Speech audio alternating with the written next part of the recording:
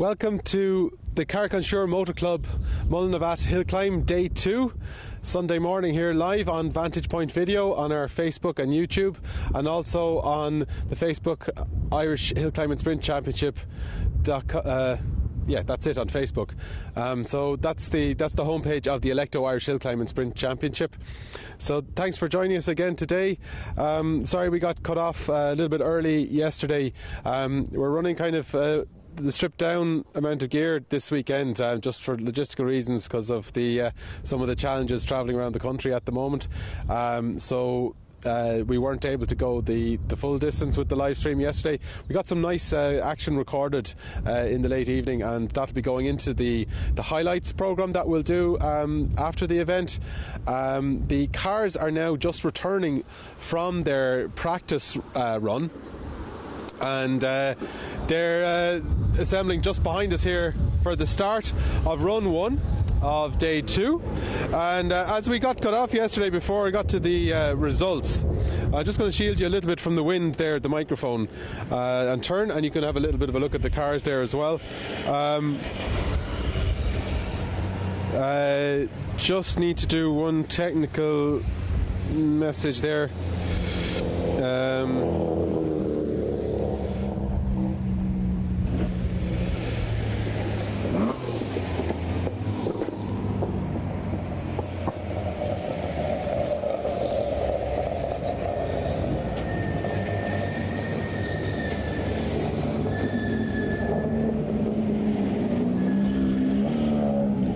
Okay, so I will give you a rundown of the results there. Simon Reid has now had a second win of this year's championship, this time in the Mark II Escort. Won the second day of the Limerick Hill Climbs in a VW Polo 4-wheel drive. So it was a really tight battle between Simon Reid and Shane Bell in the Subaru.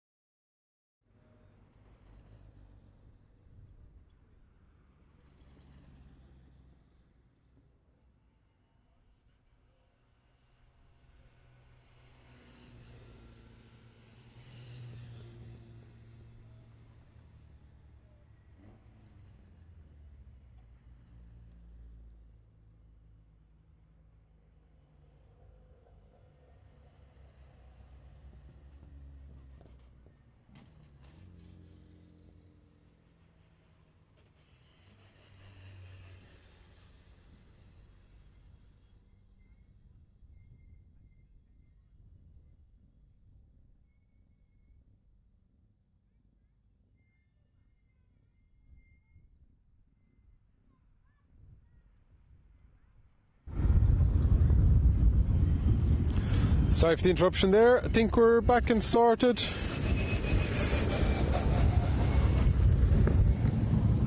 So yeah, sorry about that. And okay, so back onto these results.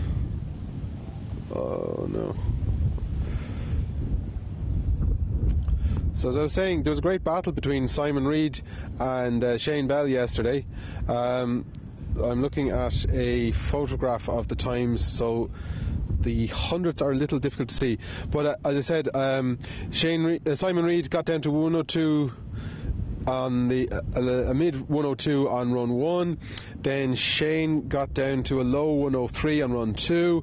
Then on run 3, Shane shaved a little bit off and got down to a 102, became a high 102, and Simon hadn't gone quicker. Then on run 4, the finale of the action yesterday, Shane did take a bit more time and got down into a lower 102, but Simon Reid nailed it with a 101.9, just into the 101s. I mean, it's a lot drier today. I think we might see that 60-second threshold broken today. That would be exciting. So I better whistle on down through these, because that's the last of the cars being shepherded down by Darrell Ramsey, and we will have run 1 underway of day 2. And just continuing on then in the top 10 of Saturday's result, Brian Kerwin was third in the Peugeot 205 rear-wheel drive, and Clive Bradshaw in the Mitsubishi Lancer was 4th. Willie Barrett was 5th. Declan Gannon 6th. Ray Cunningham in the Mini 7th. So quite a mix of cars there. You had Declan Gannon in the Fiesta Rally 2. Then after Ray Cunningham, we have Peter Bogan in the Ford Escort. Eamon McCarthy Honda Civic. Eamon Murphy Mitsubishi Evo. Christopher Snow in the Honda Civic. Graham Bradley Honda Civic, all the Civics together here. Keith Cullen as well in the Honda Civic. Paddy Milet then the Citroen Saxo. Siobhan McCann, our championship contender there, having challenging conditions for the single seater. We're going to see the single seaters fly today. So Siobhan just edging out Russell Stanworth in the Reynard Opel Lotus. So interesting that those two got close together. So look, I see that Darrell is doing another sweep, so that will give us a little bit more time to do to keep going with these results. After Russell Stanworth, then the former Hillclimb champion himself, we have Pierce Hendrick Honda Civic, Aaron Doyle Ford Fiesta, and then local man Seamus Anderson in the Ford Anglia 105e. Christopher Houston in another of the single seaters, the OMS turbocharged one. So again, we expect to see those cars much higher today. Stephen Mackey in the Ford Escort, Thomas Brennan the Honda Civic, John Hackett in the Mini Marcos GT. See, the fastest, looks like he was the fastest on scratch anyway in the historic or the classic cars. Michael Tumulty then, Peugeot 106. Thomas Sheedy in the Honda Civic. Rory Howley in the Morris Mini. Mark Elliott in the Toyota Starlet. Andy Purser in the Peugeot 205. Martin O'Dowd, Toyota Corolla. Leo Cuniff, Fiat Punto. Enda Byrne in the Formula V. David Cody, Ford Escort. And Elaine Kerwin in the Toyota Starlet. Owen Aspel, Ford Escort Mark II. Liam Mackey, Ford Escort Mark II. Chris Snow Sr. in the Honda Civic. Tommy Gardner in the BMW 1 Series. Looking forward to getting a bit more time out of that car in the grippier conditions. Ray Fitzgerald, Ford Escort Mark II. Barry Smith in the Opel Vectra. Paul Fitzpatrick in the Citroen Saxo. Daniel Jones, Peugeot 106. Kevin Corcoran, Ford Escort Mark II. Keenan Murphy, Mini Cooper R50. And I think Keenan was the fastest of the juniors. John Mann then, another of the single seaters, expecting to go better today. The DJ ADS1. Paul Kerwin, Toyota Corolla. Sean McNamara in a Van Diemen. Robert Cummins, Fiat Seicento, fastest of the Centos in Class 1B. Michael Furlong then in the Mini Cooper. Leah Kane in the Mini Cooper. Johnny Murray, Fiat Cento. Owen Dolan, Doolan, the Peugeot 106. Jack Kelly in the Ford Fiesta in 1J. Aaron Kerwin completes the 3-car team of the Kerwins there. Gary Maloney, Fiat Seicento. Christian Knox, Toyota Starlet. William Fogarty in a Fiat 127. David Mays, Fiat Cinquecento. Nathan Lawler, Fiat Cinquecento. Connor Duggan, Nissan Micra. Killian Murphy in a Ford Ka. Larry O'Brien, Nissan Micra.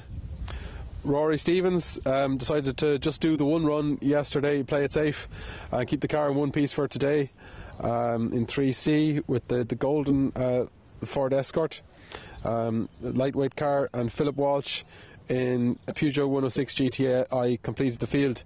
So a significant entry there yesterday, and again today, getting great entries on the hill climbs at the moment. I think they're proven to be good value motorsport at the moment, and yeah, looking forward to seeing run 1 get underway shortly, and we'll leave you with a couple of shots there down at towards the start line. We're waiting on the motorbike to come down. A few little bits and pieces to set up myself, so I will catch up with you soon. Thanks for joining us today, and we'll try and keep it live. If it drops out, we will get back online with a news stream as soon as possible. Thanks for joining us.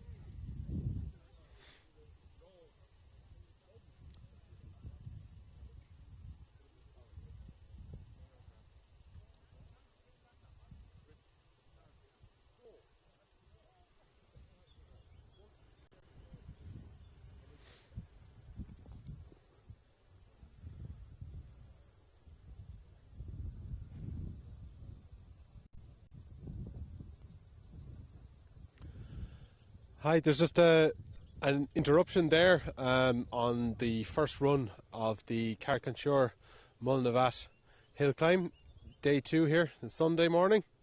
Well, it's just gone midday, so we're just kicking off the afternoon. Just doing a little test of the equipment from here, and hopefully you're receiving me loud and clear.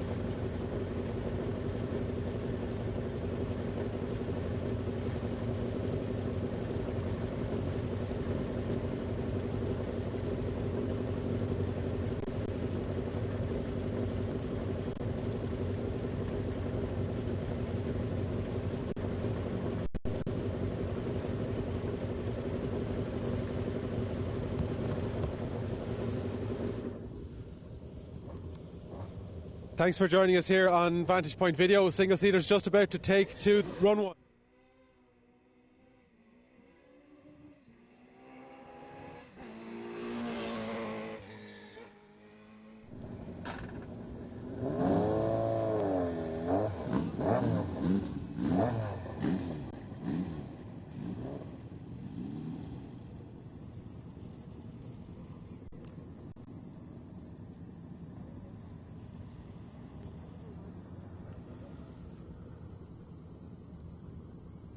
We just saw John Mahon off the line. Ray Houston is next in the red single-seater, the OMS.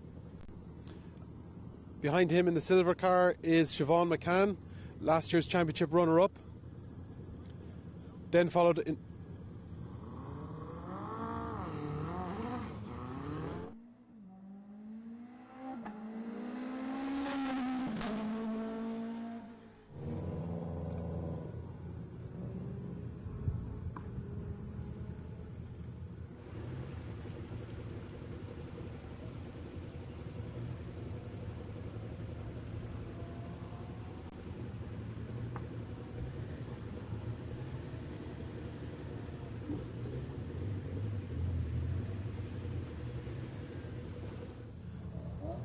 Siobhan in the starting blocks now, just about to do her run one. The conditions are good.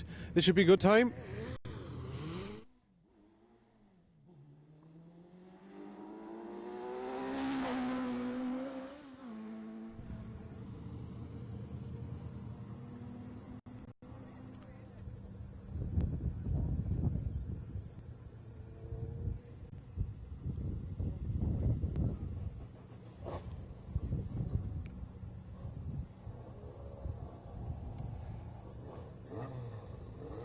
Russell Stanworth about to start, champion a couple of years ago in the Reynard Formula Opel Lotus.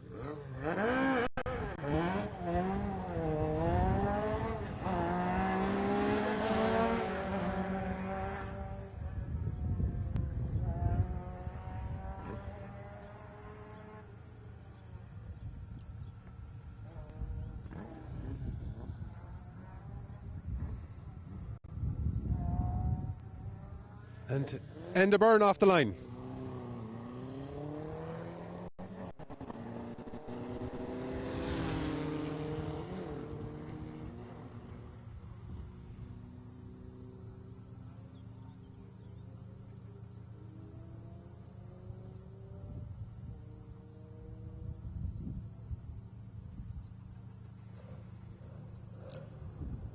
And as company today in Sean McNamara.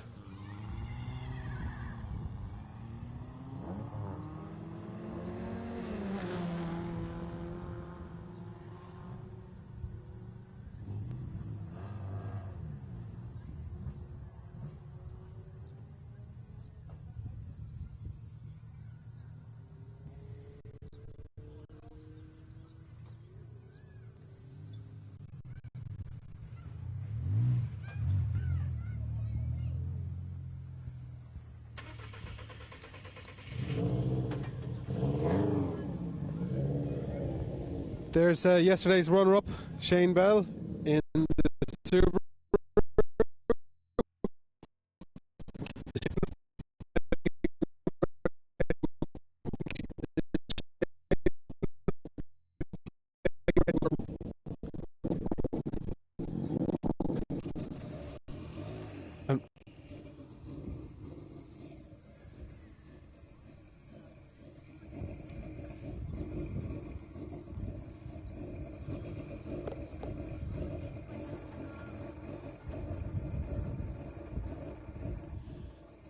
Yeah, sorry about the sound there. I was just saying that in the Subaru there, that's Shane Bell, yesterday's runner-up. Expecting him to go well.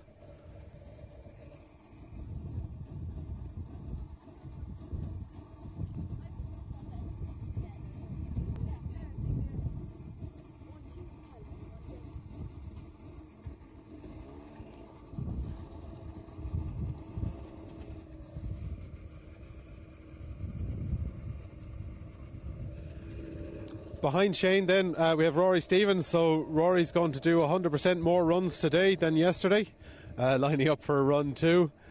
Decided to be sensible yesterday in the poor conditions in the lightweight Mark 1 Escort. Ideal conditions at the moment, so really looking forward to seeing these guys get going.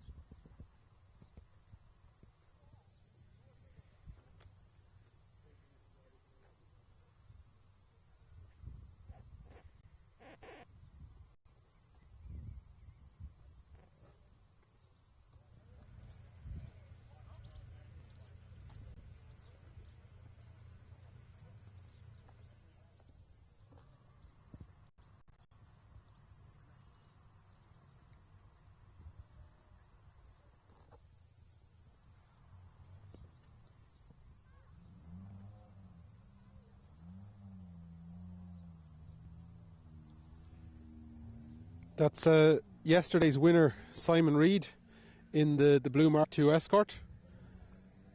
Getting set up there. They should have a few minutes to go. What have we got here? We've got times here now for run one, and actually Simon Reid not leading at the moment. Simon Reid is actually in 5th place, behind Willie Barrett. So Willie Barrett finally getting a good run in the Honda Civic, starting to release the potential of that car. We just have another little look there at Simon Reid's Mark II. Fantastic drive there yesterday by Simon Reid in challenging conditions. Fended off the onslaught of, just let me settle myself here a little bit, the onslaught of Shane Bell that you can see just ahead of the Gold Escort there yesterday, by just hundredths of a second, a few tenths, shall we say. So yeah, fantastic, exciting motorsport yesterday between those two blue cars right at the top of the field. And yeah, here's the man on the move today. So Brian Kerwin is the man who's leading after run one. So Brian double jobbing today because he's also sitting in with his son Aaron in the orange Fiesta. All the cars in the family are orange. Elaine is driving that's Aaron's mum. She's driving a Toyota Starlet. So actually you can see her a little bit further down the queue there at the moment. This Mark II Escort here, this is Peter Boggin, and he's just sorting out his belts there. And here's the man on the move, the time sheets. That's Barrett.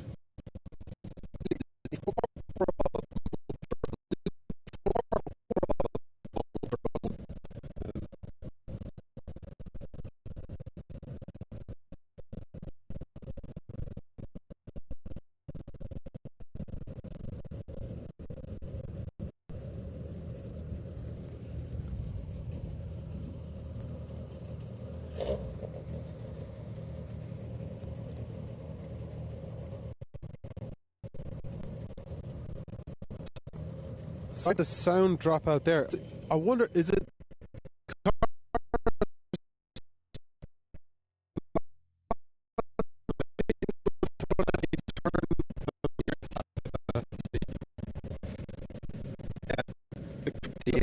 The cars are returning now. Those are the last cars coming back now from.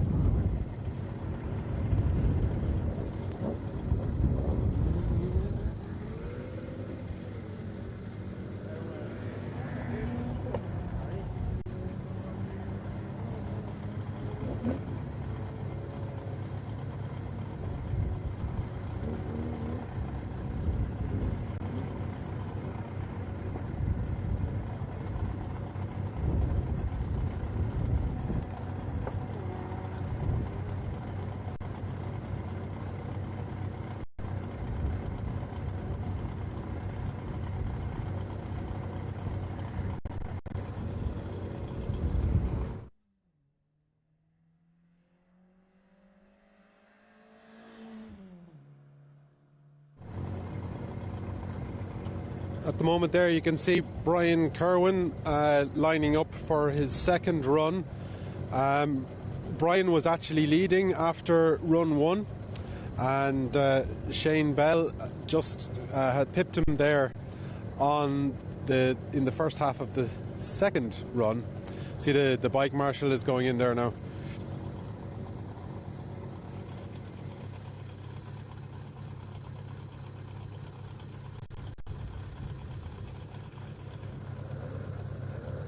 So on the first run, Brian did a 58.577.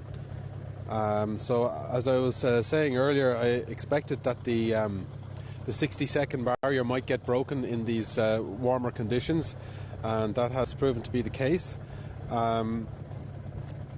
Shane doing it there first. Brian doing it first.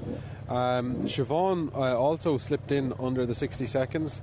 Siobhan McCann, we saw her driving down towards the start there recently in the Ray 86F.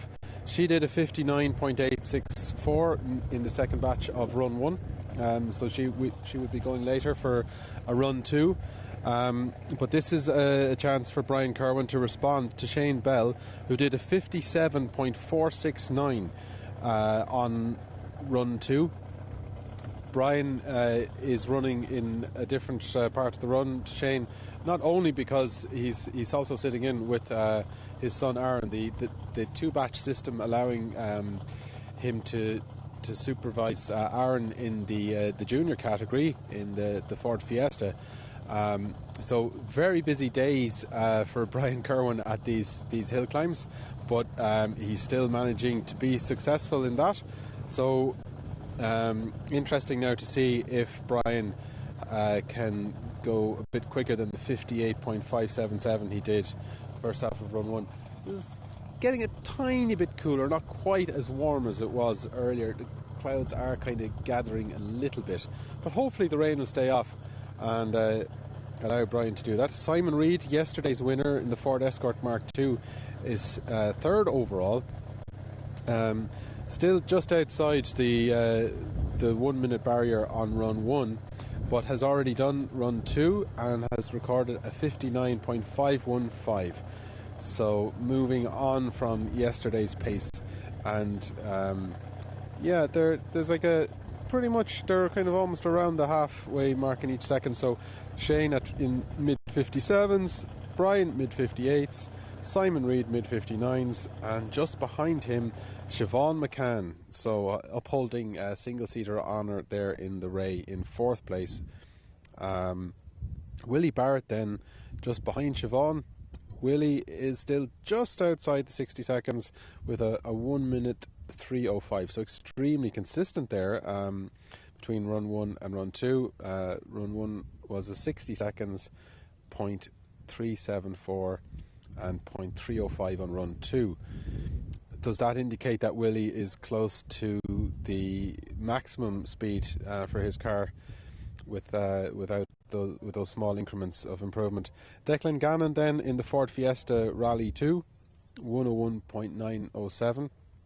So if you're wondering why the cars aren't going in there, I've seen the bike marshal has gone in to most likely respond to a red flag. So we'll continue on with analysis there of the status of things after half of the times from run 2. So as I said, Willie Barrett there in 5th place behind Siobhan McCann. Then Declan Gannon, Ford Fiesta Rally 2, 101.724. Russell Stanworth way up the timesheets now against yesterday in the Reynard Opel Lotus, 101.8. And most of these single-seaters will have yet to do their second timed run. Christopher Houston in the OMS, 102.413. And then Christopher Snow in the now turbocharged Honda Civic, 103.113. Big jump from the run 1 time of 105.146. So Christopher Snow getting used to that new spec in the Civic, and yeah, that's what you'd expect to see, is big incremental gains when someone's either new to a hill, new to a car, or in fact with a new spec, shall we say, in the car. Clive Bradshaw then, Mitsubishi Lancer Evo 6, 103.439.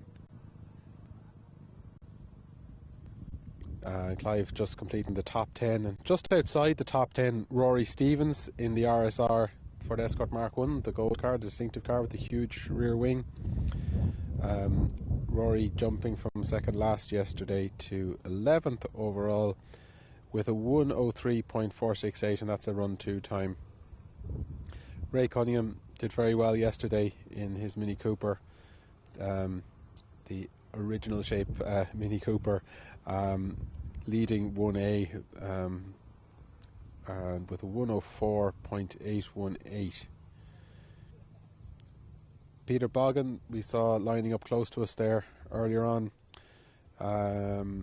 He's been running in the 105s, also in the 105s Keith Cullen, Honda Civic, and Jack Handrick then another 1A car, so not Ray Cunningham not quite disappearing into the sunset there, 106.088 for Jack Handrick, getting good times in the Suzuki Swift.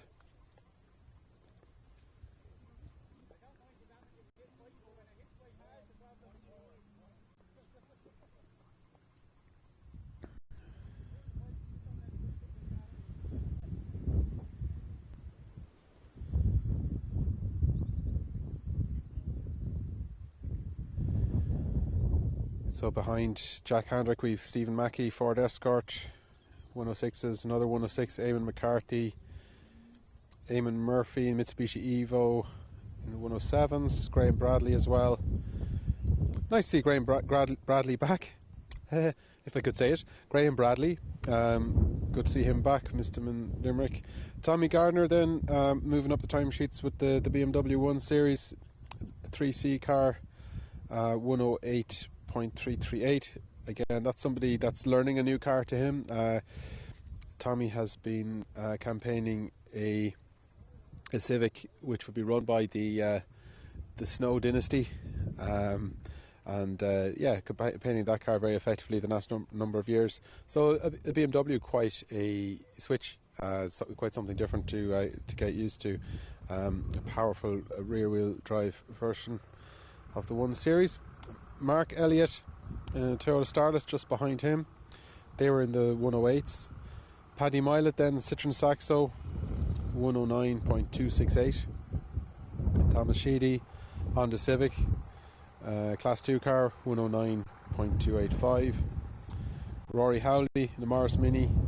So some nice classic or historic minis out this weekend. Making big time differences there. 111 first time, 109 second. So these cars possibly were stopped by that red flag, so they would be turned now behind this group, and they would get another chance if they were stopped on the run. So that's Robert Cummins taken to the line there in the Seicento. Robert,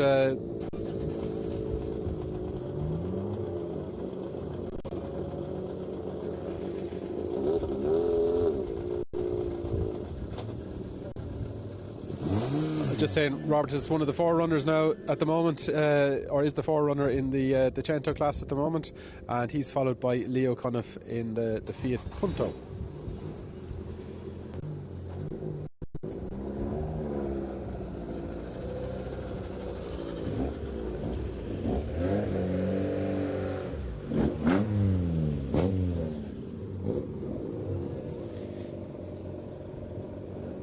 Sorry, I missed the number on the red Mini ahead of Brian Kerwin there. It might be Rory Howley, which we just mentioned. Not familiar with the car, unfortunately. Apologies for that. So yeah, we're 3 cars away now from Brian Kerwin taking to the line and engaging in that overall battle with Shane Bell. So exciting stuff. It has held dry. I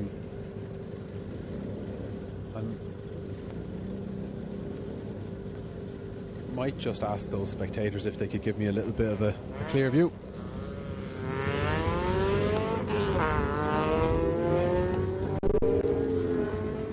Guys, could I ask you to go to the other side? I'm just filming the cars from just there, if you don't mind. Thanks. No worries, not at all. How could you?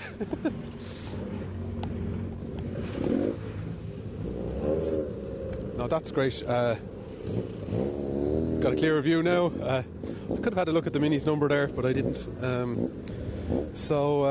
Yeah. 2 interesting examples.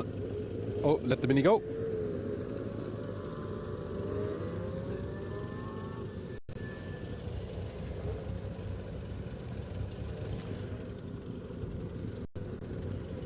So pressure on Brian Kerwin here now with the road remaining dry.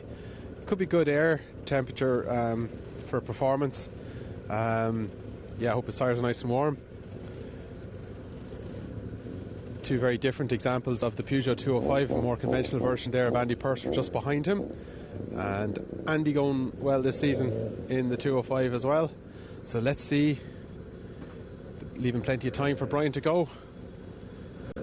Expect higher speed from him than we would from the Mini. They're in very different classes.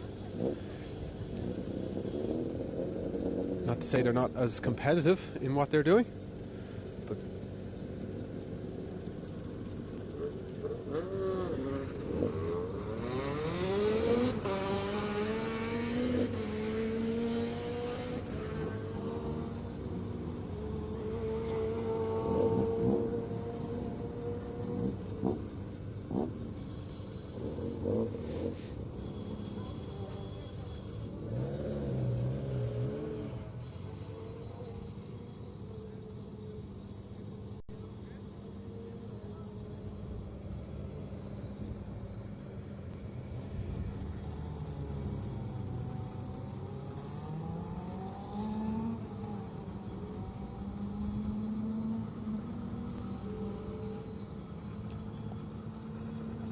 Andy away nicely, and then a car that's actually originally rear-wheel drive, the Toyota Starlet, white one on the line now, followed by Mark II Escort, and then we have Jack Deegan.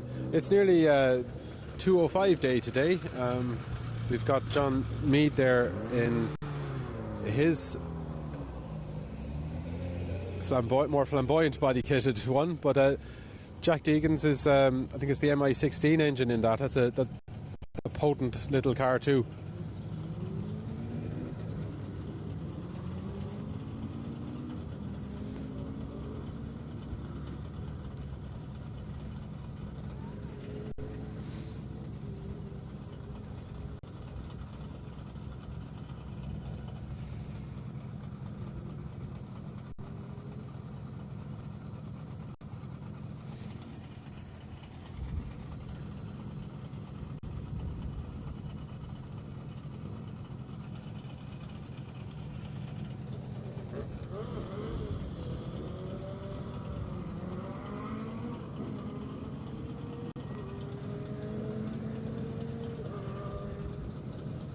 Don't mean to overlook John Hackett there in the Mini Marcus. So that's a fiberglass body with mini components in it in the historic class.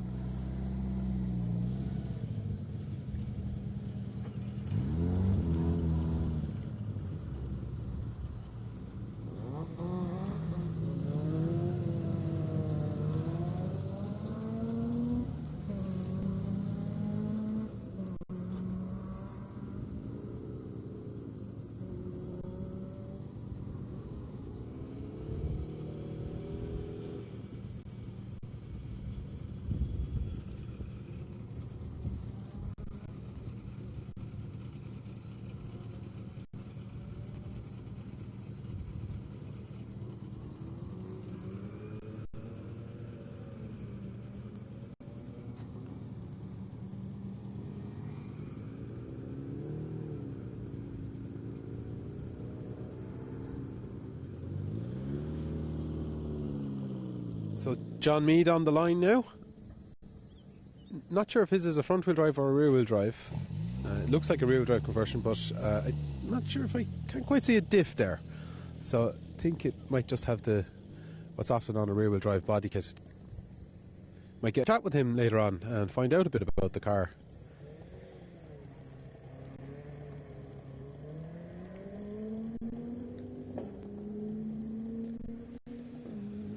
I think that's Colin Carney now in the Dacia Sandero on the line.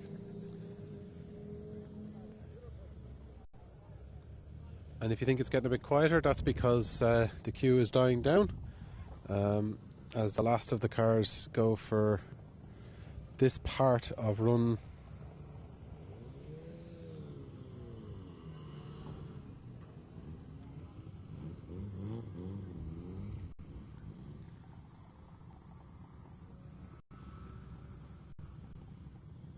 I was just saying that it's getting quiet here because that's the last of the cars at this batch of run 2.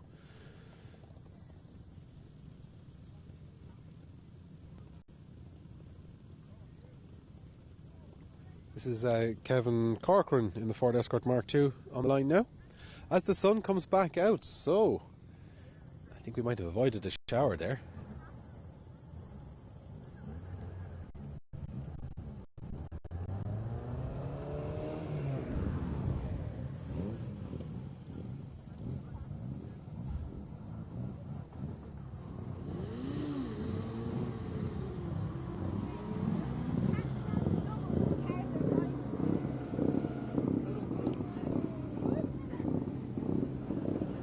Paddy Milet is lining up in the Citroen Saxo.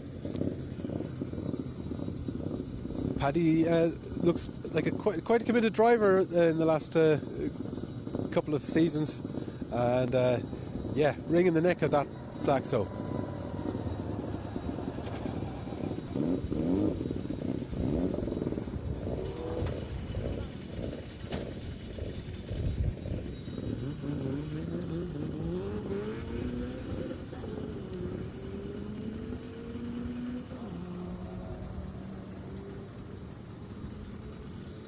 Mitsubishi Evo that you see lining up behind the brace of Peugeot 106s is Clive Bradshaw.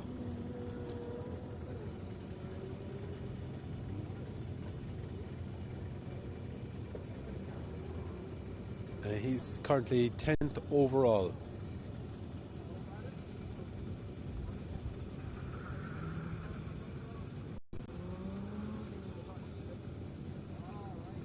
The white Peugeot 106, oh, the bike's going in.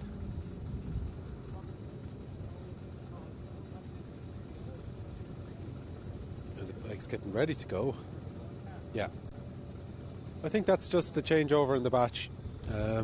So the next Peugeot 106 that's going is number 94, Daniel Jones.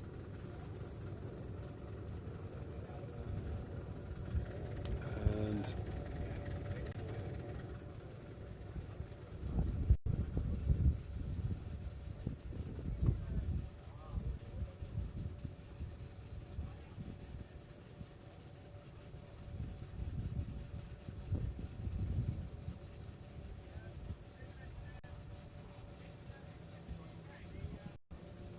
sorry, I'm not finding this Escort's number.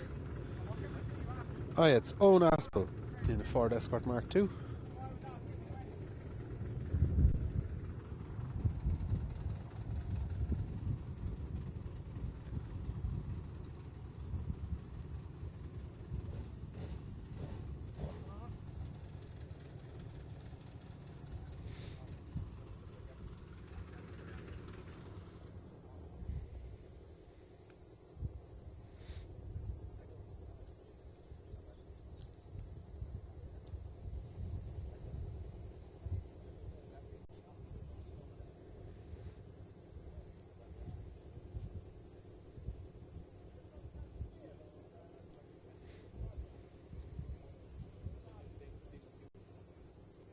Just checking now to see if any new times are in there, but no, there isn't. I don't see Brian Kerwin's time there. That's the one we're interested in at the moment, in particular, because we have the times for the rest of the top three already. So Shane Bell leading with a 57.469. It actually didn't go out live yesterday. We recorded run 4.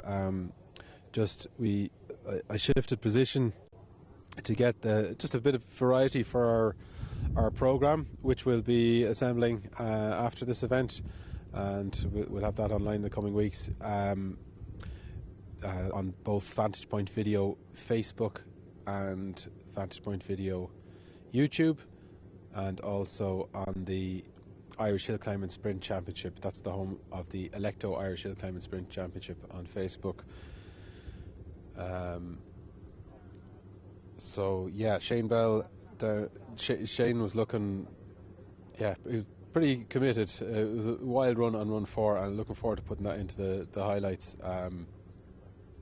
Getting some serious oversteer under hard acceleration through the bend, which is actually just out of sight here. The road kind of weaves its way uphill into a right-hander just after this. I wouldn't take the yellow sign there as an actual pace note, but yeah, it does go to the right and then on up straight from there. So it's great being so close to the village of Mullinavat. Get great opportunity for spectators to come out and see the cars, and easy access to the start line for viewing, which is great. So people can actually kind of come and go here. They've made an access way up towards. That's the Vantage Point Video outdoor broadcast van on the corner there. So you're enjoying shots from just in front of that, catching a little bit of action. So there's the cars now from that batch coming back down. So we'll see Shane Bell, the event leader at the moment. You can give us a wave. So he's looking happy with himself, and And there's Rory Stevens going the distance today. And that's Simon Reid, yesterday's winner. And here's Willie Barrett, who's 5th overall. It's Barry Smith in the unusual Vectra. You don't see a lot of those in Irish motorsport. But the are a car that did touring car racing, and he's enjoying that one now. It's kind of shaking it down for himself. It's Elaine Kerwin. So Francis Dempsey there. It's Declan Gannon.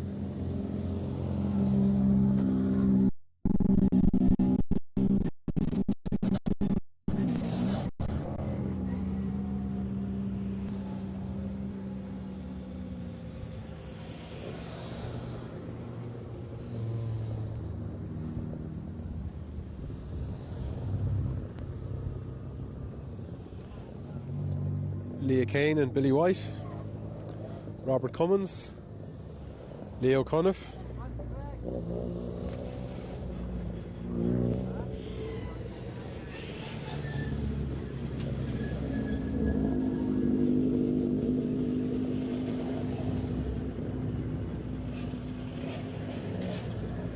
so I think I was actually wrong about the Mini earlier on. The red Mini is Rory Power.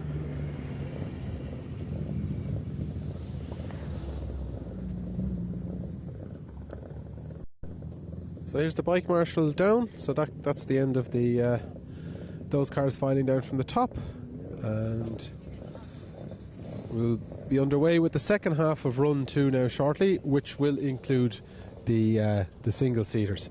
So that'll be Siobhan McCann's chance to get into this top 3 action.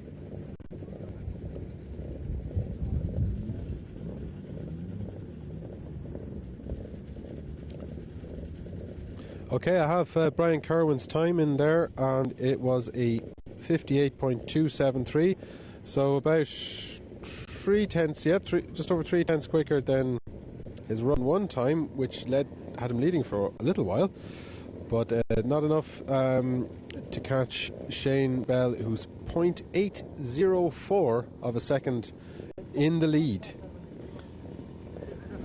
Simon Reid then on 59.515. And let's see if Siobhan McCann can move into the top 3.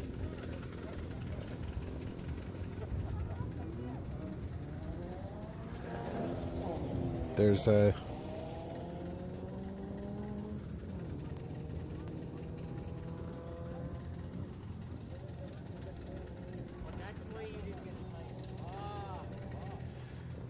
the Cento drivers real group together. They all want each other's news, and such a competitive class. So yeah, a bit of attention here around Johnny Murray getting ready to go, and back to the start line.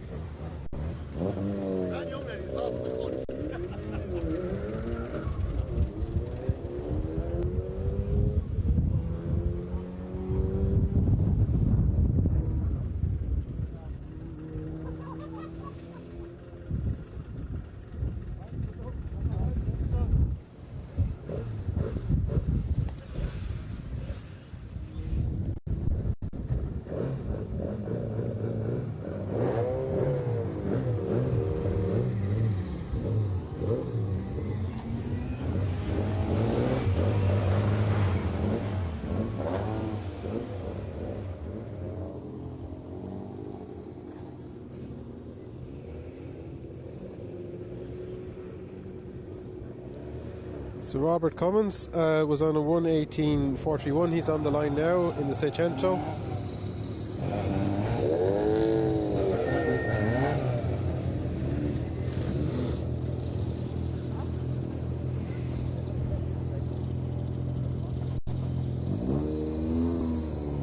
Johnny Murray on the line now in his Fiat Cinquecento.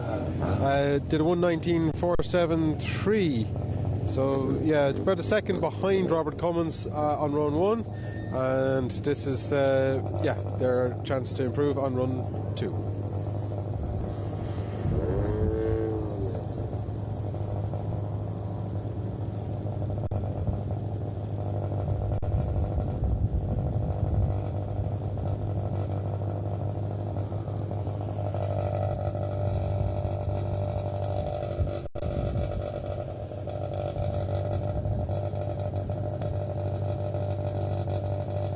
So, bike going in there now. Might go over here and see if we can have a quick word with Keith Cullen.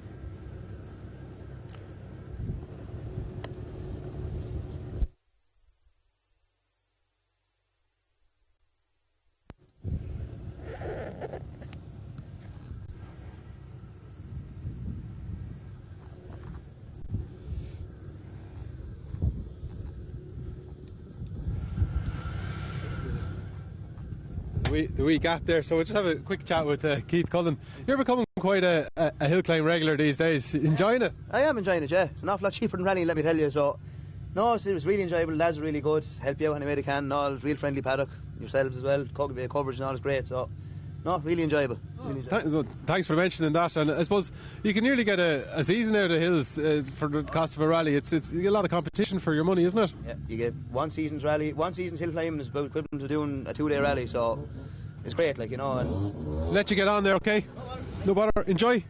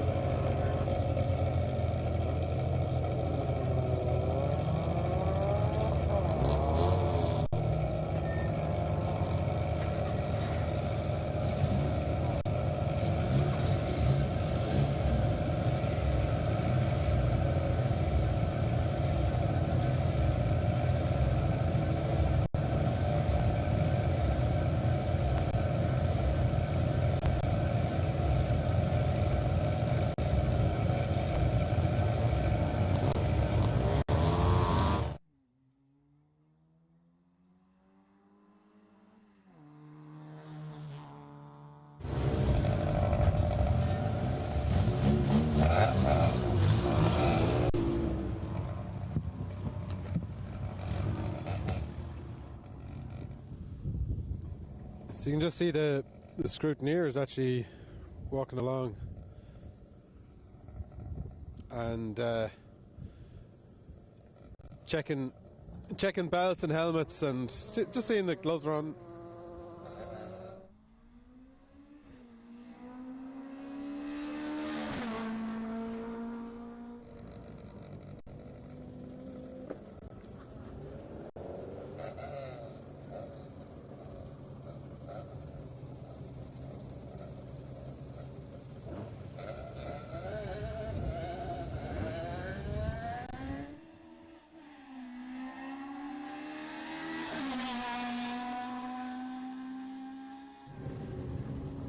So it's just like an additional safety inspection. Make sure that the guys get their belts on, the extinguishers are ready, and all that.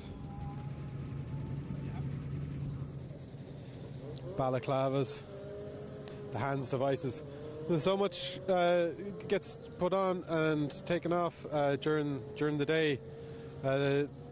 Things can get interrupted or forgotten, and between the time that the cars are scrutineered in the mornings or sometimes the nights before.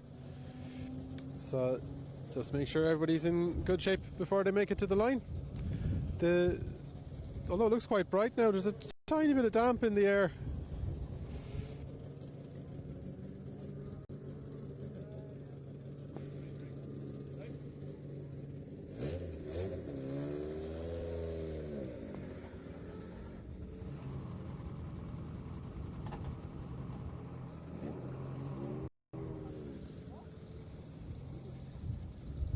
Yeah, it's spitting rain.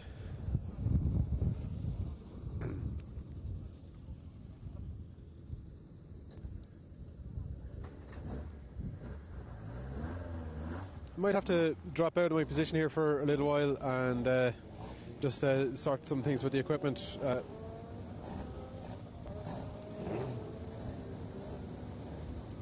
I'll talk to you again shortly. As I said, I'll talk to you again shortly.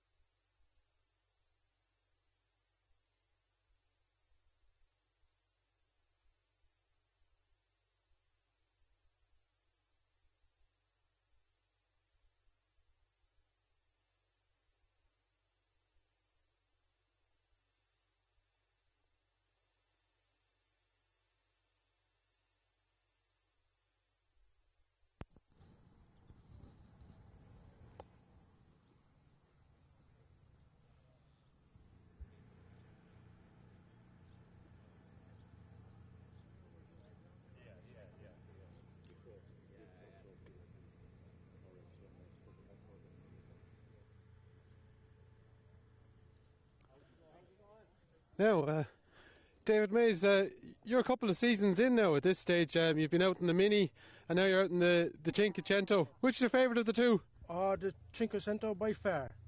Oh, totally. Can't compare the two. I just much prefer this. And so what is it about it? The class is so much fairer, really. We're all pretty similar. We're driving the living crap out of the cars. And the Mini, I don't know. I just prefer this. If it was a woman, I'd marry her. Well, I nearly lived in my own black Cento there for a few years, so yeah, they're a great little car. Brilliant, absolutely fantastic, yeah. I think it's like the road is bigger in them, isn't it? There's so much room to play around and move around, and they're actually forgiving, I think. Mm-hmm. I don't think they don't have the same power as a Mini, but they're I don't know. I have no words for it really. The Cinquecento is my car, yeah, definitely. And it's incredible how much they take, because they will just do it day in, day out. Bomb-proof. Yeah. Absolutely bomb-proof, yeah. Well, I'm delighted that you've kind of found what suits you, and that you're getting good mileage out of it. And enjoy the rest of the weekend. Thanks very much. And I'd like to say thanks to everybody for organising the hill, and my sponsors and everybody else. Thanks a million. Great stuff. Well, hopefully we've got a few of them in there, and the car's going to be streaming past us now, so I better get out of the way and not get run down.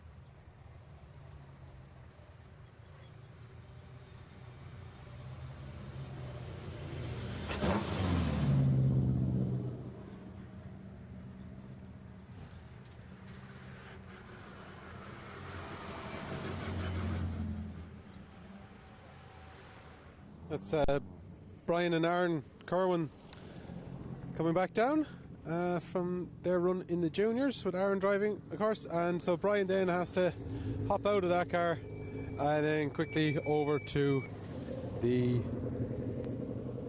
Peugeot 205. So let's see if the times have updated there.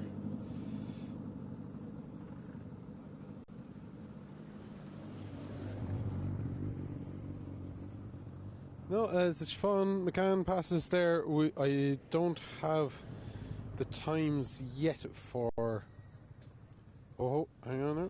That's the complete run to now. Oh, yes, and as Siobhan has just passed us, she has made it to 58.370.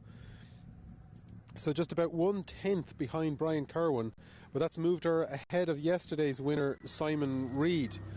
So Siobhan McCann on the move there at the end of run 2. And Brian Kerwin, yeah, we had that 58.273. It was just a slight improvement over run 1. So still chasing Shane Bell on the 57.469s in the Subaru. So we have an intense overall battle here today, and yeah, that little shower that threatened is gone, and now we have really strong sunlight. And as I look in the direction of the clouds, maybe there's a little risk of a few spits, but I don't think it's really going to turn into showers. What a dangerous statement to make on a Sunday afternoon in Ireland. But anyway, Yeah, that's exciting stuff there at the top of the timesheets. Thanks to David Mays there for the quick chat there, and what a great endorsement there for the Cento class. So I suppose the only problem with the Cinquecentos and the Seicentos is finding them to go racing. They're still pretty good value cars, but they. As you can see from the number plates there, Francis Dempsey's car there, that's a 98. I think the changeover to Seicentos was around 00. So the two models are very, very similar. Actually, a tiny bit more weight, I think, in a Seicento, as they were firmed up for a little bit more crash safety in their road use. Of course, the roll cages that are compulsory in all the saloon cars bring up the safety levels hugely over the road cars, so it doesn't really matter about using an older shell. You're bringing it far beyond the original integrity, shall we say. So yeah, there's really been a resurgence in the last year or so in the Centos. It had gotten a little bit quiet. And now it seems we've got loads of Centos and we've got loads of the modern minis. So as you can see right in front of us there, yeah, they're starting their engines. So I think run 3 is about to get underway.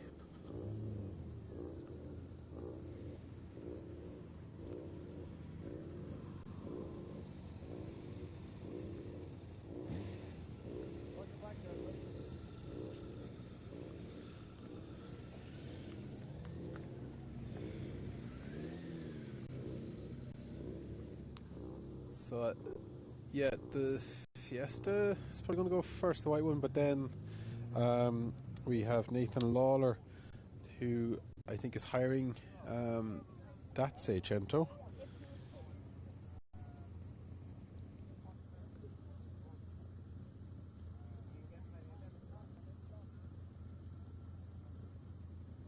So it's a mix of... You can actually run a Cento in the juniors, but I don't think there's many actually doing that this weekend. They're mainly the minis are becoming the popular ones for 1J. So I think a residence car has taken the opportunity to come out between the runs. And yeah, I think that's the nod from the motorcycle marshal that we're going to get run 3 underway just before 2 o'clock. So the event running nicely today.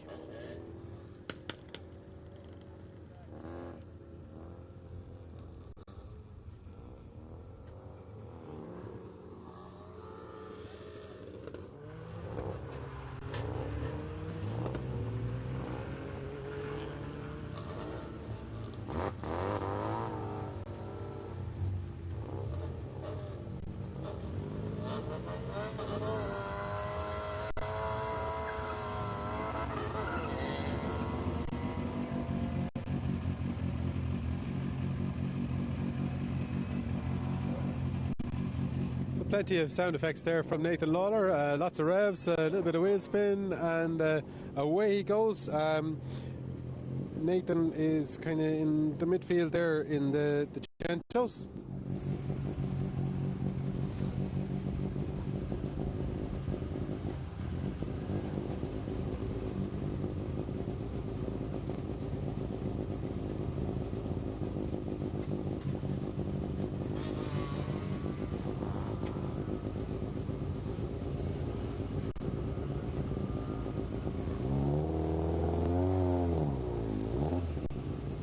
That was Michael Furlong away there in the Mini Cooper. I think about after run 2, third in the juniors behind Keenan Murphy.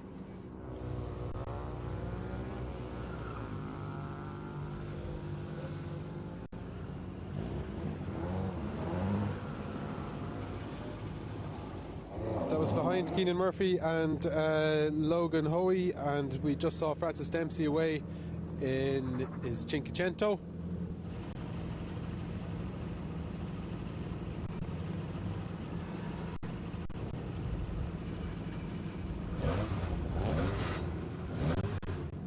So David Mays, who we just talked to, is taken to the line there in the black Gento.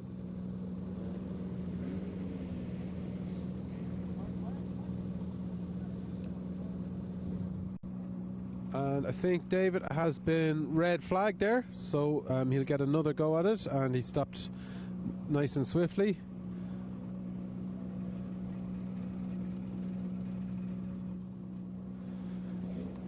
So, as luck would have it, we've got Willie Barrett here beside us.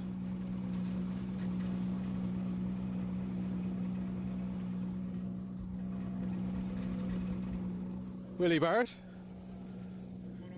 going a bit better for you today? Yeah, kind of played around with the mapping on first and second gear, so it's getting off the line a little bit better. So it is just me now was a limiting factor at the moment, but no, the car's going well today. Delighted, better than Limerick.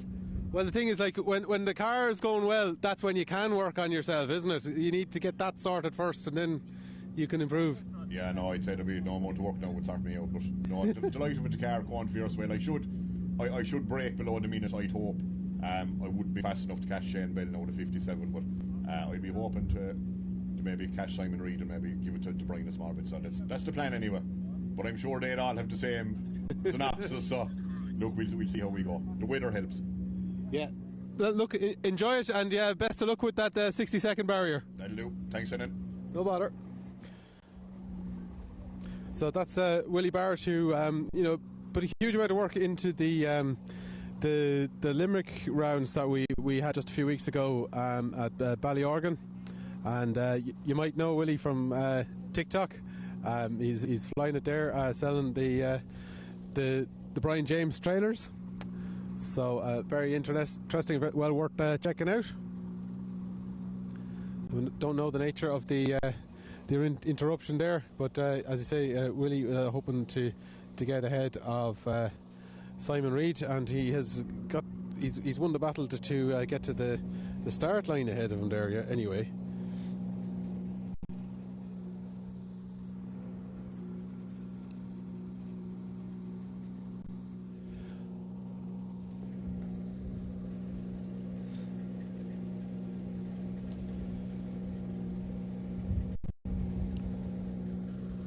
Down and have a quick word with Simon.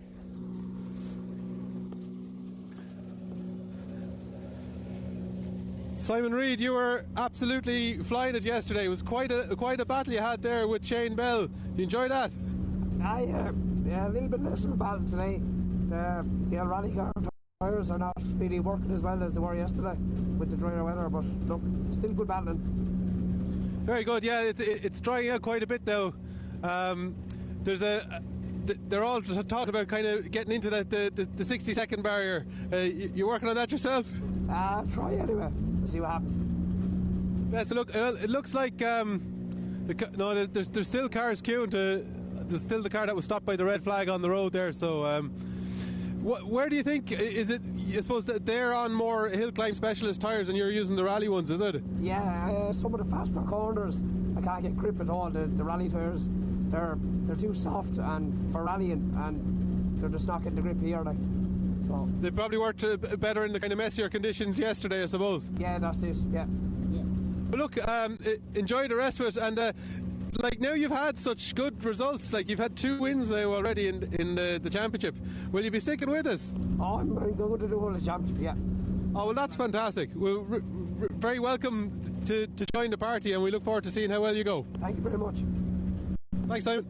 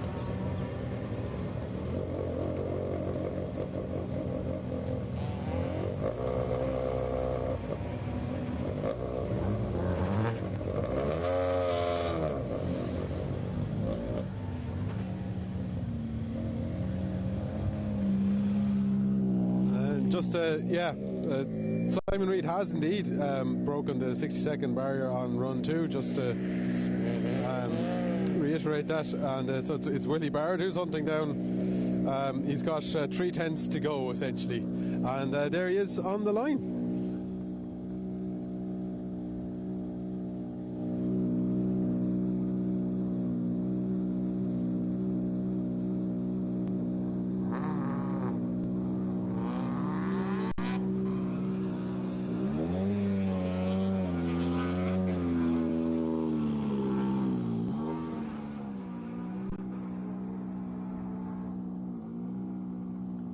Willie getting away nicely there.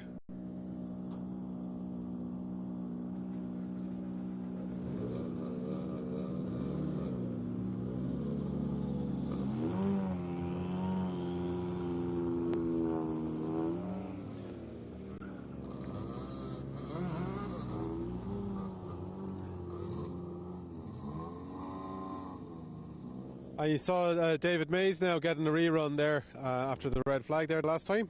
And now yesterday's winner Simon Reid on the line. He took a little bit of a tyre warming there, I suppose. Well, maybe we won't say that. The tyres slipped a little there as he approached the line. They've warmed up those rally tyres.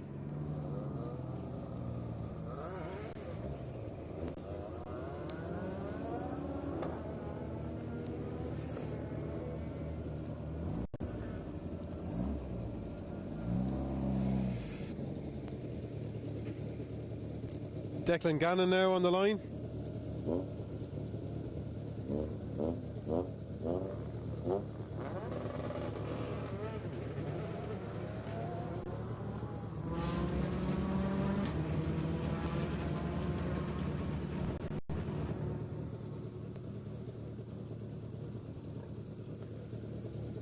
That's Christopher Snow in the Turbo Civic.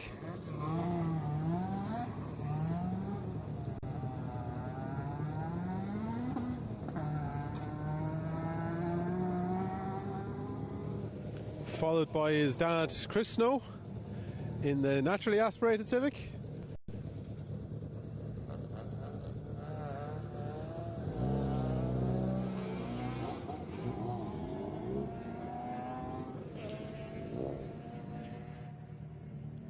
And yeah, I told you Rory Stevens was going the distance today in the RSR Escort.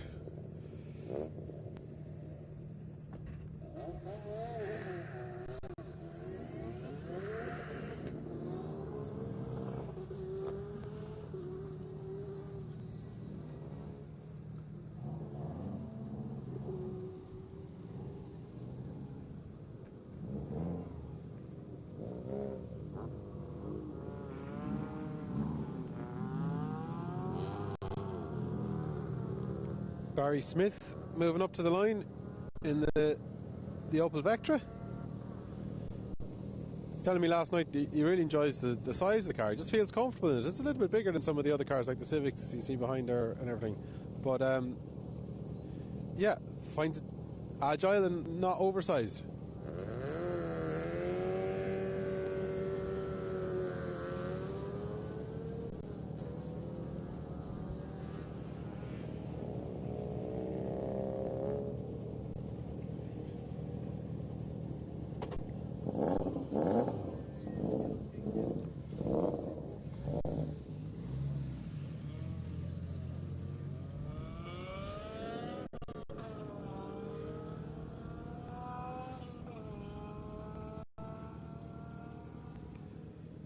So now we have Shane Bell, third car from the line there in the Subaru.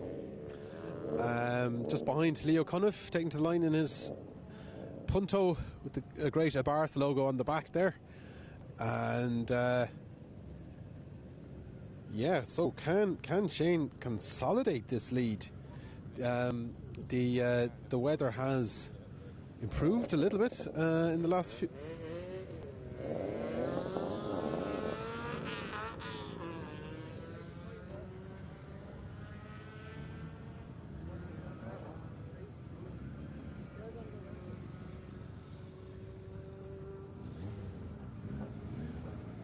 So Shane Bell currently has a .804 lead.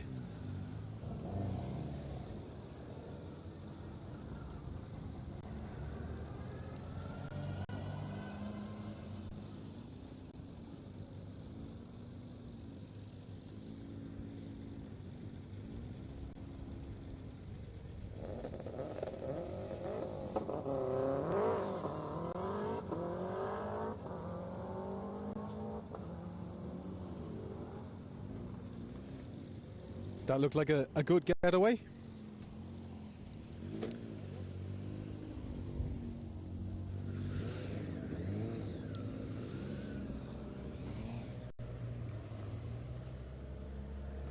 That's Leah Kane there with Billy White, our current Hillclimb champion, on board. Being under the watchful eye of Della, Leah's mother, a very capable driver herself, one of the early Cento drivers a few years back. They have a complicated day because they had an alternator problem with the Mini, so they're using bump starts and starter packs and relying on the battery at the moment. So there's a little bit of extra stress for them.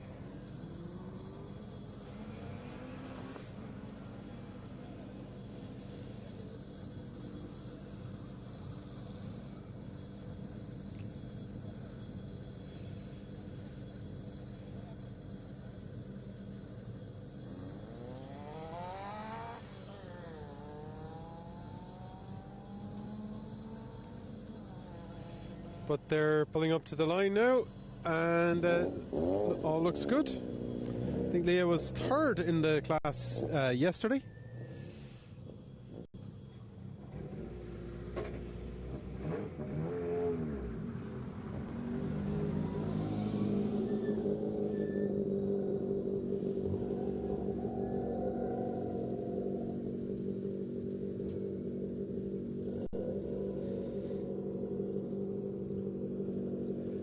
Andy Purser on the line now. And we're back in 205 land. We've got Jack Deegan there, John Mead and Brian Kerwin.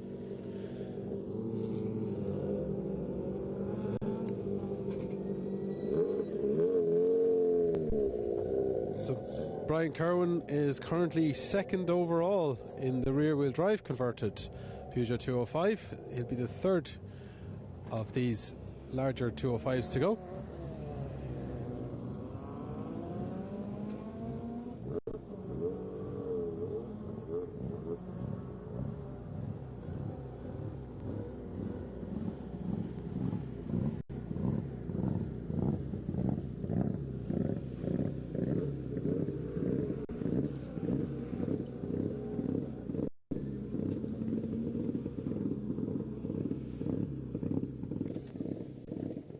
So can Brian Kerwin take a second out of Shane Bell to go in the lead?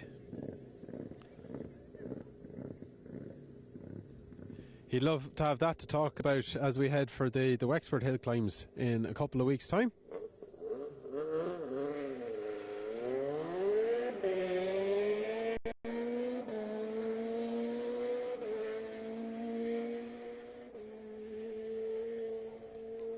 Don't think he left much time on the road after the start there anyway.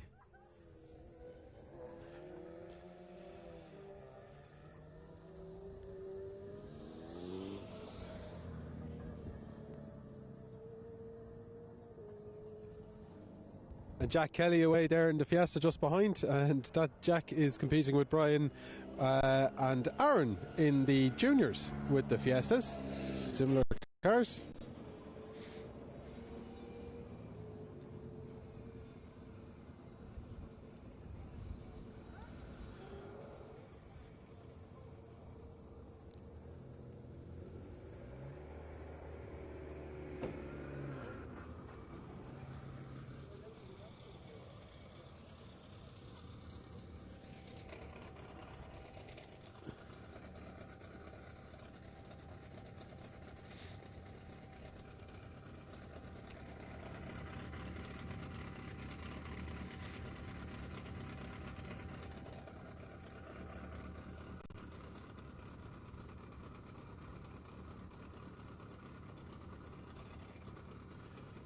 Do you want to do a quick interview, Paula? She's not feeling like it. So that's Paula Stevens, support for Rory.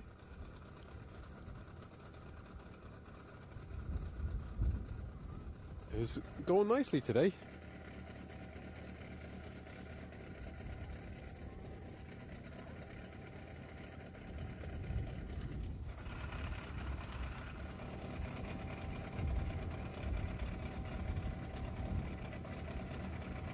yeah, Rory there, as we were saying earlier, just hanging just outside the top 10 after run 2.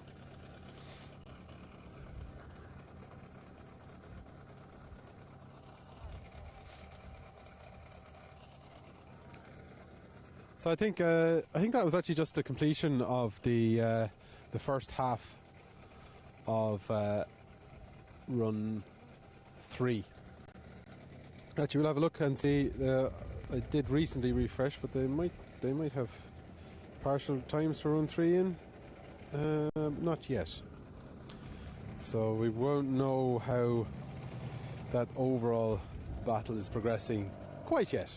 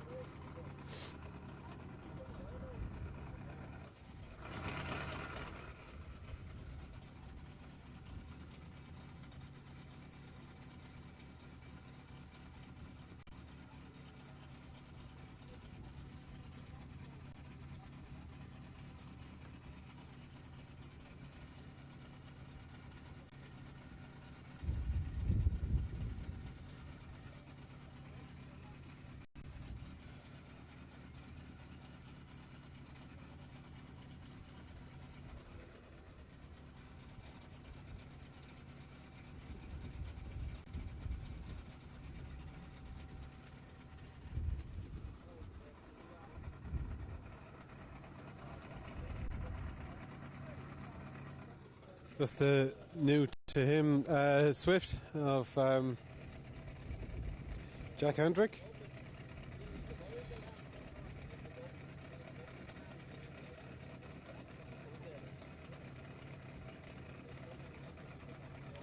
Jack is second in Class 1A behind Ray Cunningham, both putting in stellar performances in that class.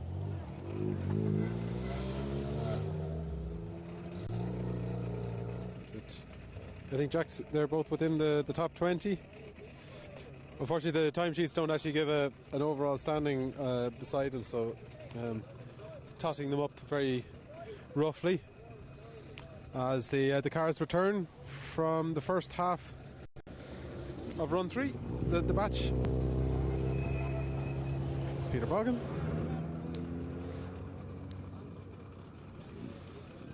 Elaine Kerwin and Willie Bart. Let's have a refresh there. Let's see if we can get any times now. Let's see how Willie Bart got on there. Oh, no, we don't have anything from run 3 yet. I would say times will come in any second now.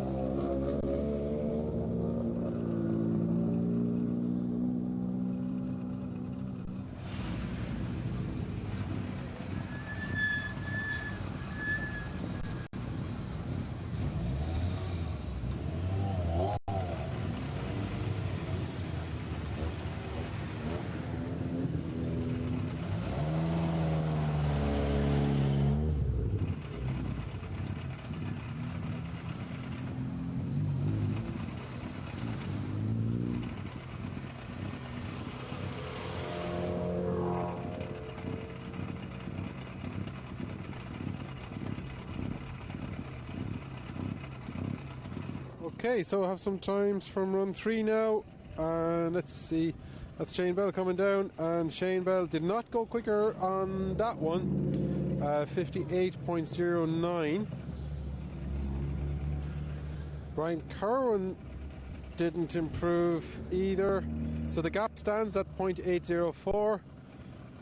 And for Brian, there he is. So the only one that can make a difference now in the top three on this next run is Siobhan McCann. Willie Barrett, however, he did get into the sub 60 second runs. He's down at 58.972 and has gotten ahead of Simon Reid by just about 2/10. So, yeah, Willie shown a good understanding of his pace. That was his target, and maybe not necessarily his target, it was what he believed he could achieve there, and he did it.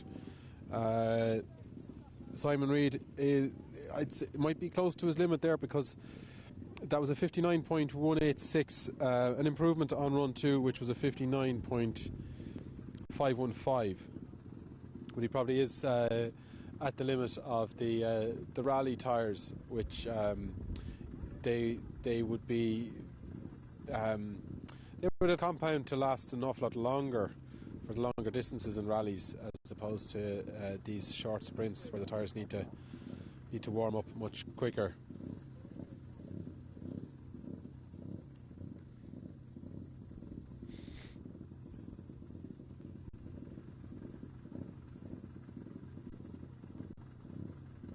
So it'd probably be fair within the class that Simon's in, but because he's doing so well overall, he would be at a slight disadvantage there against the more regular hill climb cars. But that worked in his favour when the conditions were rougher. That's not to take away from his achievements now, that he had to make the most of them, and making the most of poor conditions is that's quite a skill.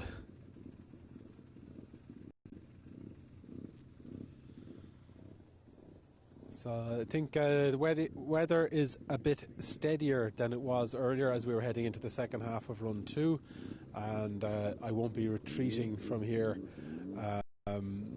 as the single seaters approach, so we'll get a close look at them as they go through to the start line.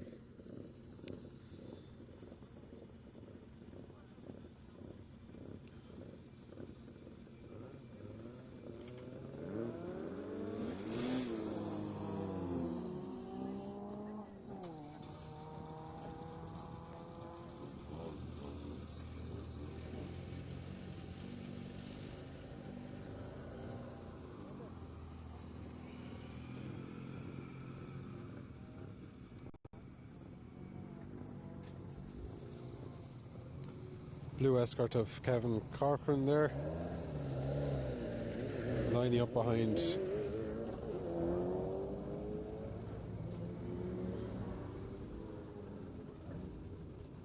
that's Cullum Keeney's Dacia Sandero, which I assume is doing the Sandero rallying one-week series.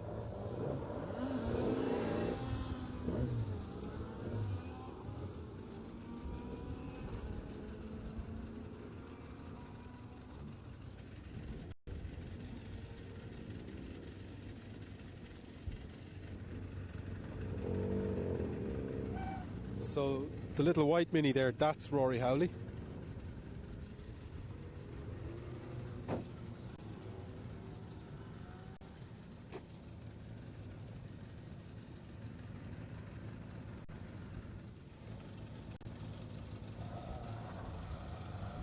This is Ray Cunningham's Mini. And no question of him being on the right type of tyres.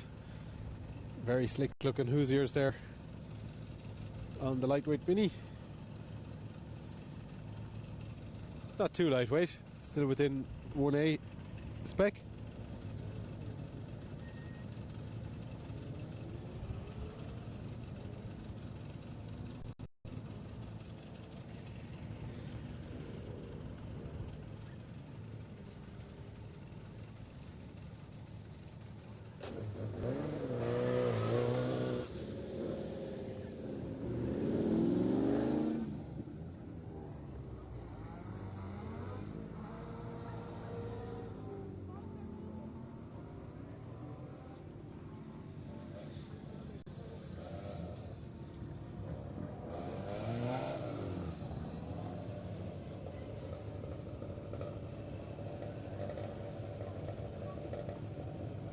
James Butler on the line now in the red Clio.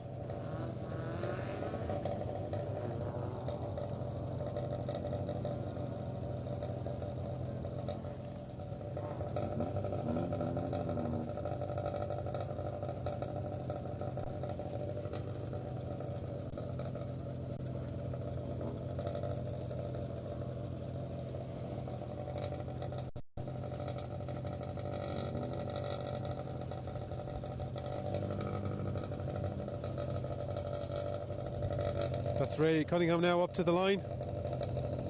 Leader in Class 1A at the moment.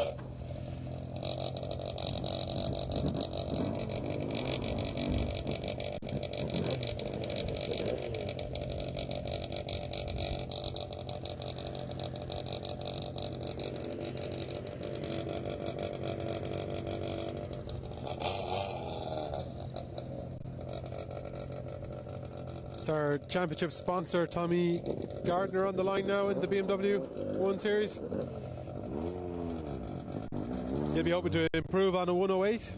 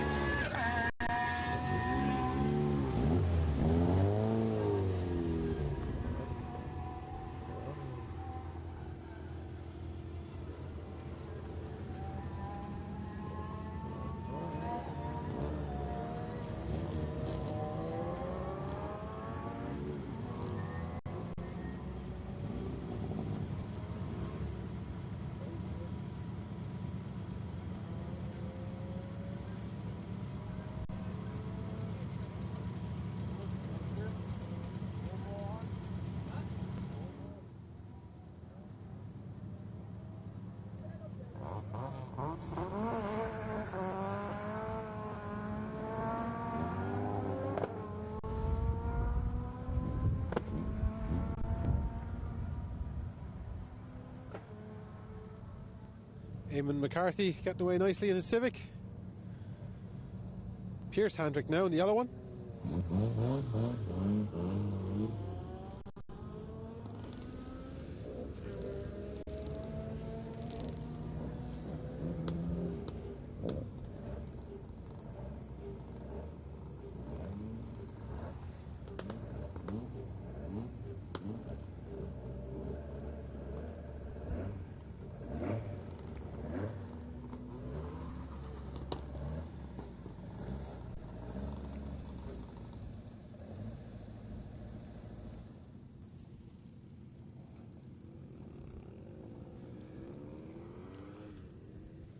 The motorbike's just gone in there.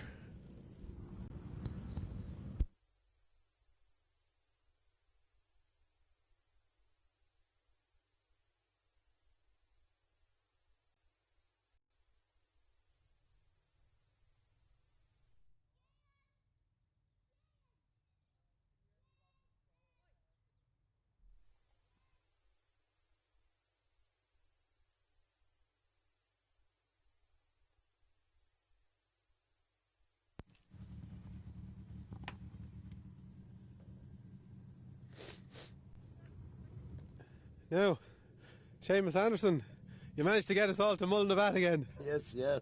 we were very lucky to get it here. Sure, with the way things has gone, it's great to be here, isn't it? With fuel problems and everything. So, great day today, really. Hopefully, the rain will stay away. You know, so yeah, it's great community spirit around the place as well. Everyone is buzzing, so it's great for the community.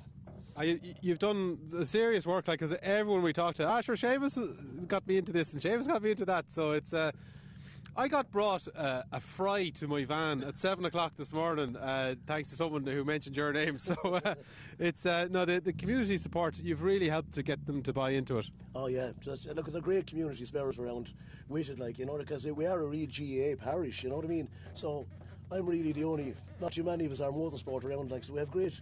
The help we got from the locals is great, like, you know what I mean. The locals help more than the club members. You know, it's all. You know what I mean? Everyone helping, like, you know, it's almost a Mullinavat event. Yes, yeah, exactly, yeah.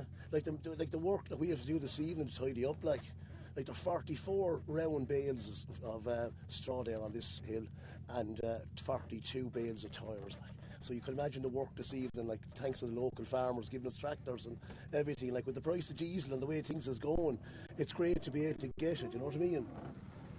Yeah, I think I was talking to the man that was actually helping me with that last night, and they've been out late on Friday night and everything like that. And you have got an extraordinary amount of entrances in the upper half of the hill, so that's where you need to do all that with the tyres. Yeah, it's a serious amount of tyres, like, to have. And like this evening, like, we have, like, just the local farmers, like, giving tractors there. You know what I mean? It's great, like, because they're not into motorsport, you know. Yeah. Well, I think they're getting to it, because I noticed. I mean, that man who brought me the breakfast now, he's out watching all day with the kids. So, yeah, no, great stuff. We feel very welcome. We look forward to coming back again. Hopefully we can do it again sometime, maybe. You know what I mean? But it's hard going. Yeah. Not today is the day to be asking. A week or two's time, we might say. Yeah, you'll feel more enthusiastic then. Look, I see that the bike marshal is back, so you'll be underway. I'll let you compose yourself. Thanks for getting us here. No bother, Steve. Thank you.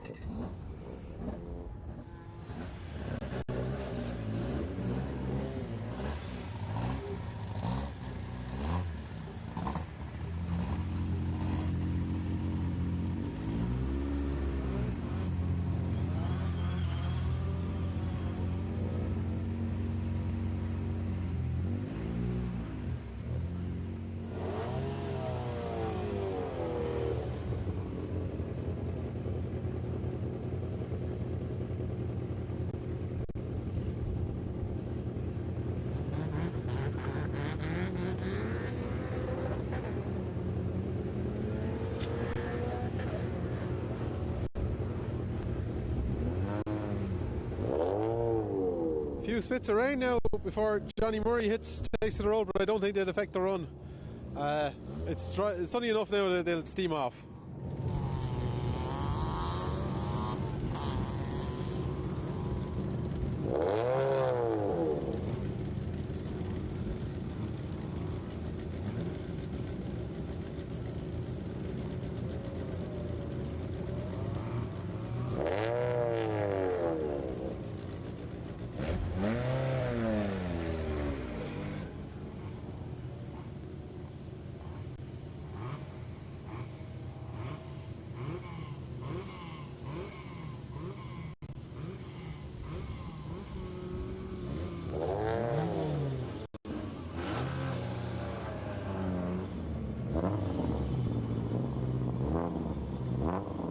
There goes Seamus Anderson up his own hill.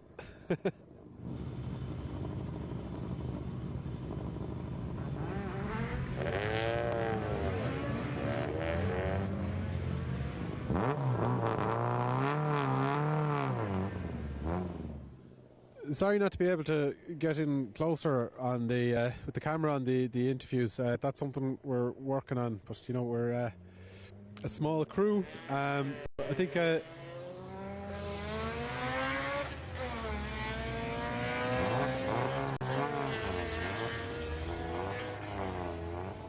least you can hear us anyway, and yeah, that's something we'll work on improving in the future. But it's good to be talking to people.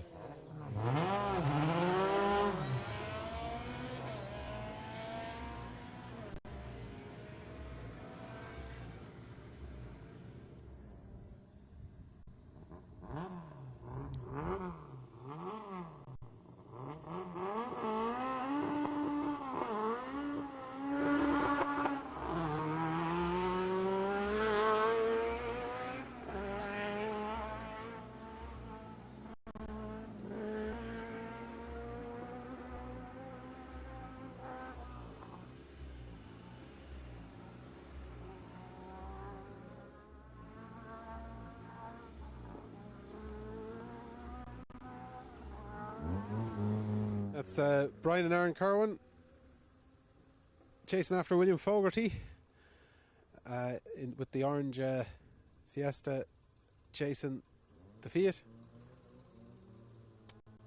And we have the micro taken to the line now.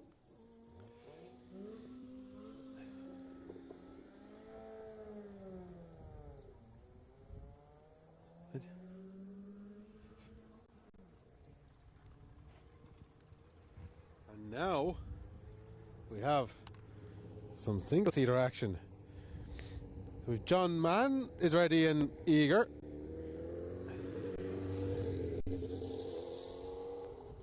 Where are the rest of them?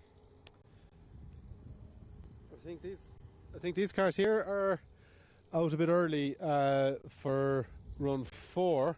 And here's Siobhan McCann.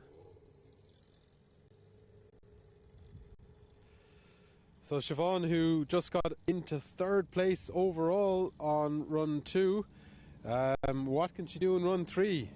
Can she continue her progress against the saloons? Chris Houston there in the Turbo OMS, and Enda Byrne in the Formula V. Let's see Johnny Mahan heading off the line.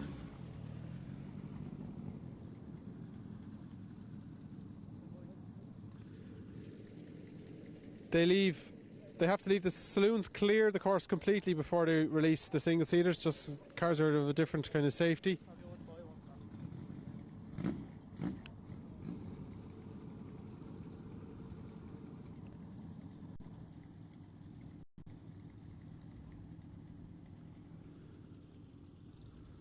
So it's a nice little crescent of houses here on the left.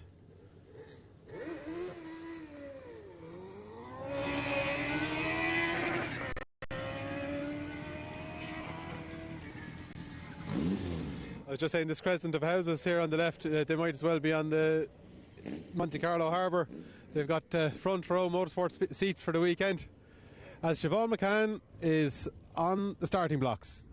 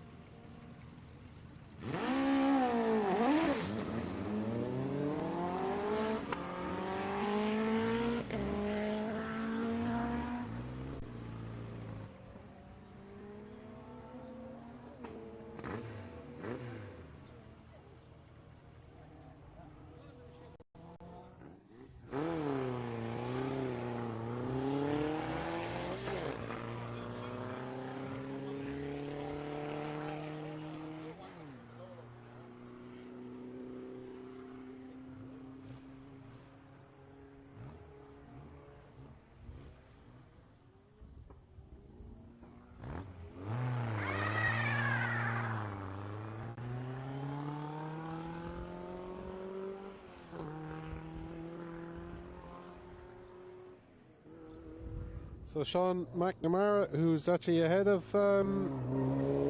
End Byrne, who left the line just ahead of him.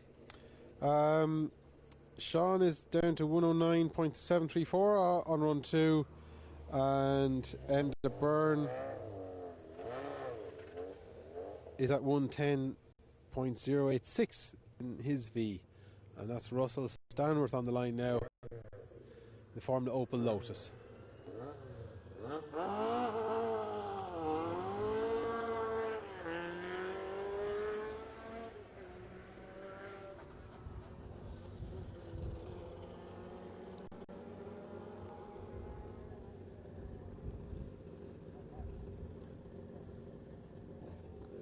These are the first cars of run 4 lining up. A couple of juniors.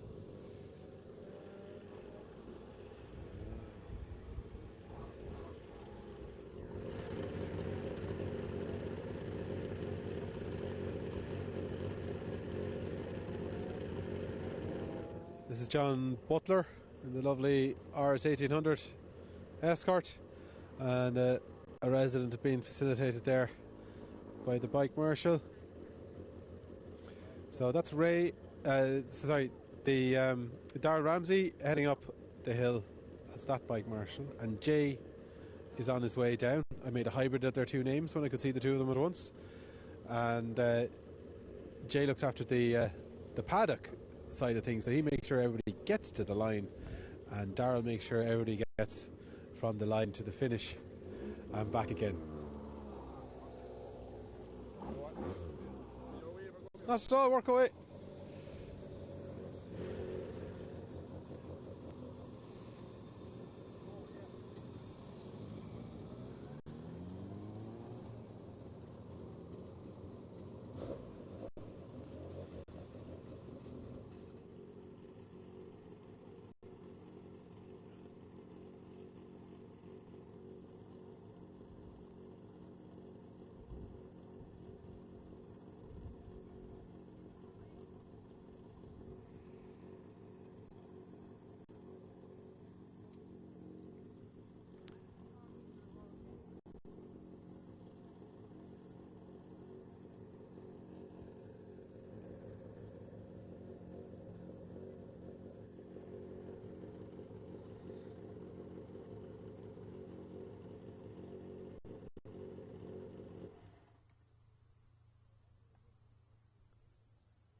So I have an update on the times now from run 3. Looks like all of them are in, and Siobhan McCann hasn't gone quicker.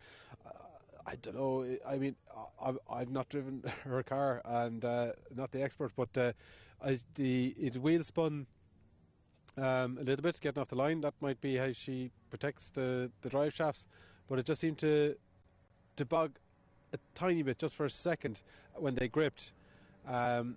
Chris Houston's car seemed to kind of blend the wheel spin in a little bit quicker, so she might have lost a tiny bit of time on the start, but we haven't seen anyone else start driving that car, so that might be the best way to do it. I don't know, but there might be a little bit more time for her on the start line.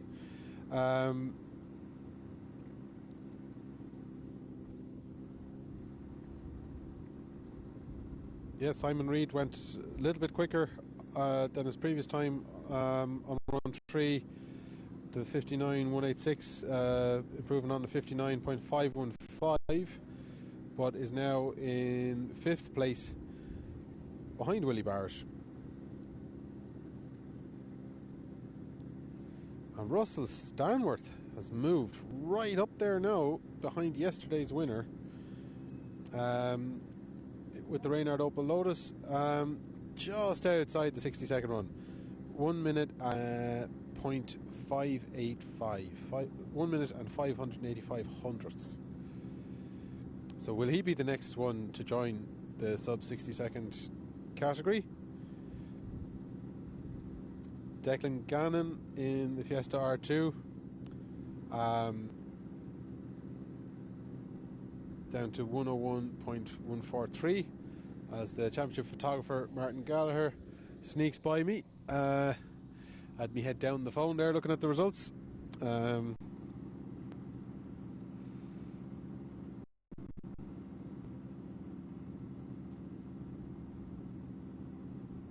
yeah, so Russell Stanworth now ahead of Christopher Houston in terms of single seaters. Declan Gannon is splitting the two of them. Christopher Snow then, the Honda Civic. Yeah, another decent improvement there, down to 102s now. 103s on run 2, 106 on let's make sure I get that right. Yeah, sorry, 105 on run 1. Rory Stevens just behind him. I think that's why Rory looked very happy with himself when he came down there. And yeah, so that's the returning run 3 cars there now.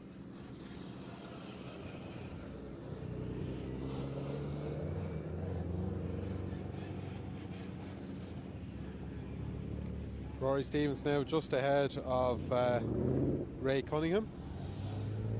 And Jack Hendrick, we just saw him there in the red Swift. There's Ray. Helmet down.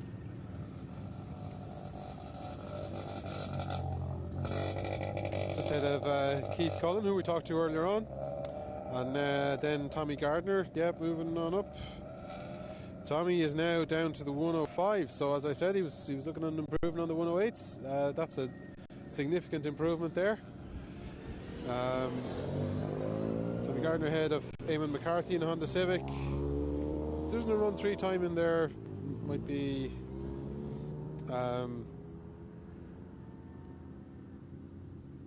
could be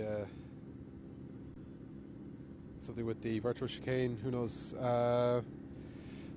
The Peter Bogan then Ford Escort. Graham Bradley in the Honda Civic. Stephen Mackey in the Ford Escort. That's Johnny Murray coming down now ahead of Robert Cummins and Seamus Anderson joining the cruise back down the hill. Piers Hendrick in the yellow Civic. There's Graham Bradley now in the red and black car.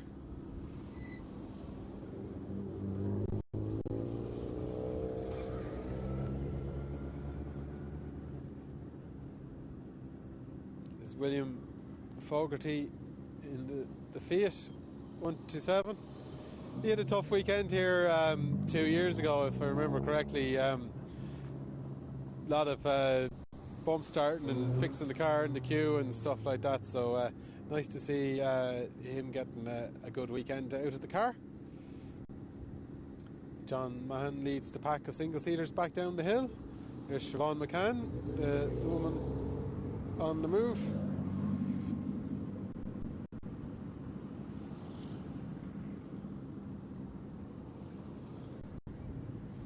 Russell Stanworth, who made big inroads there on the top 10.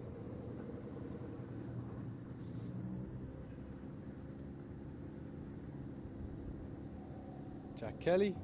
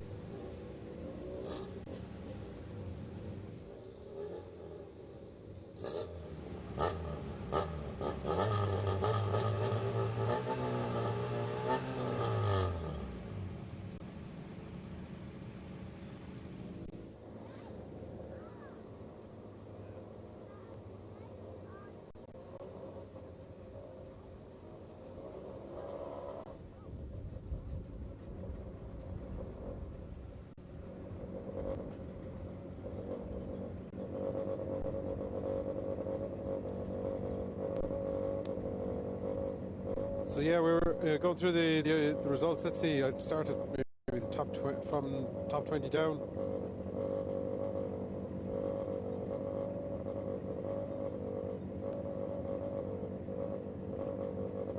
So yeah, Aaron Doyle in the Ford Fiesta, just 20th overall there. John Mahan then, the DJ ADS one, single seater, the yellow and black one. He's down, his best time was on run 2, 107.544. Thomas Sheedy, Honda Civic.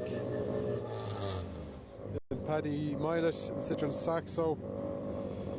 Eamon Murphy in the Mitsubishi Evo. Piers Handrick in the Honda Civic. Owen Aspel, Ford Escort Mark II. Mark Elliott in the Toyota Starlet. This is just the finishing positions, or the positions at the end of run 3. Paul Fitzpatrick's the novice this weekend, Citroen Saxo. Down to 109s. Ray Fitzgerald, Ford Escort Mark II. John Butler, Ford Escort Mark II. Sean McNamara leading the Formula V's. Van Diemen down to 109s. Leo Conniff, the Fiat Punto, down to 109s. Andy Purser just behind. They're both in 8A, so they're having a good tussle there. Yeah, that you can see that they have been swapping positions as the days progressed. Down before they go. Rory Howley, then the Morris Mini, Jack Deegan, and the Byrne.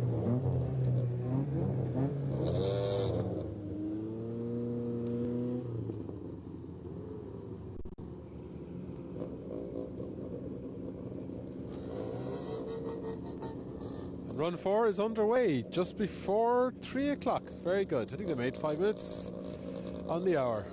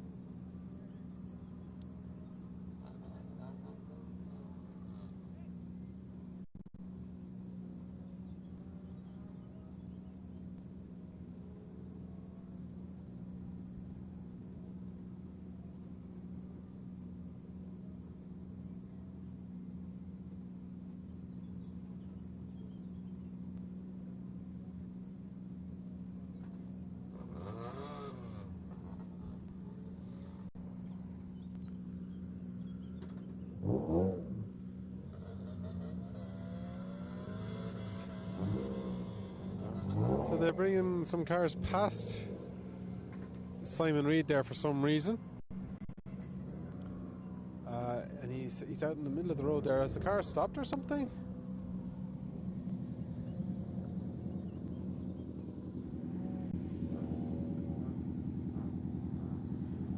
There's the event leader, Shane Bell, in the Subaru.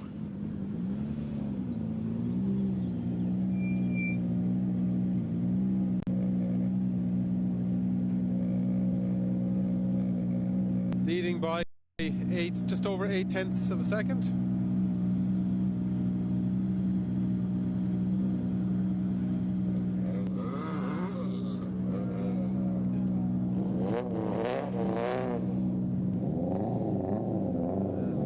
Simon Reed is making his way up to the line now.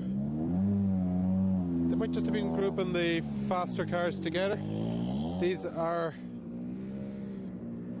our top 7 or 8 cars that aren't single seaters.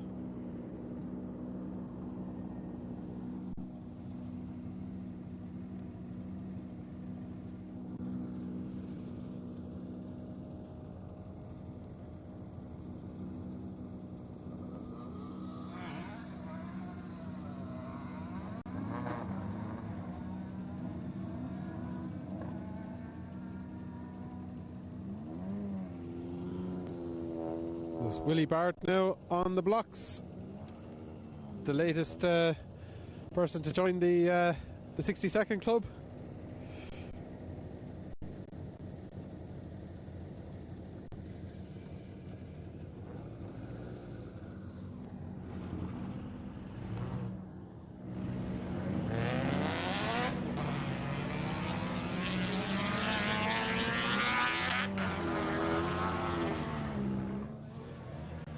Now our event leader, Shane Bell, pulls up to the line.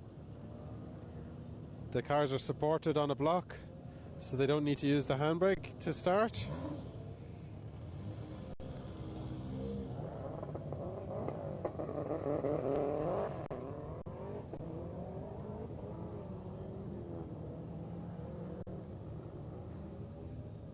Wow, that car really does get away. Be an interesting comparison now with Declan Gannon's Fiesta Rally 2.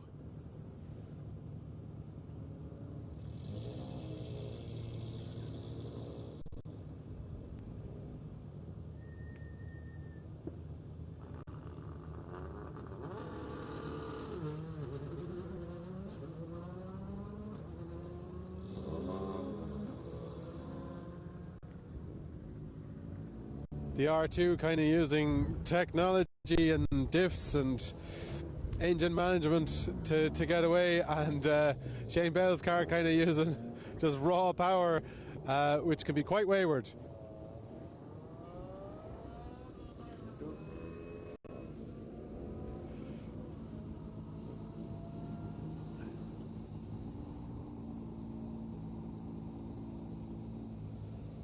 You're bogging on the line in the Zach Speed Escort.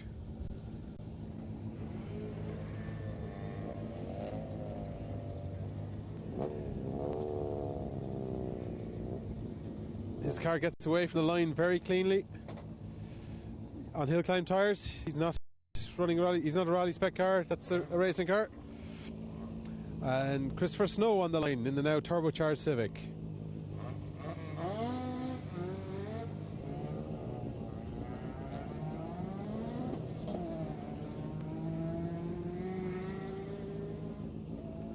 Followed by his dad.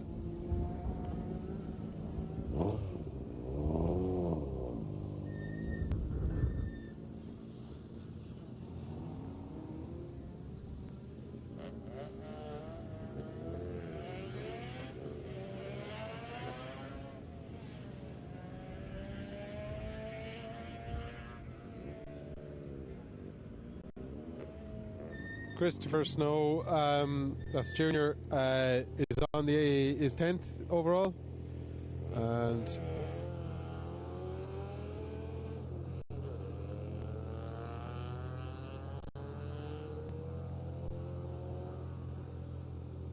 as Barry Smith gets away in the Vectra, I was just saying that Christopher Snow making inroads.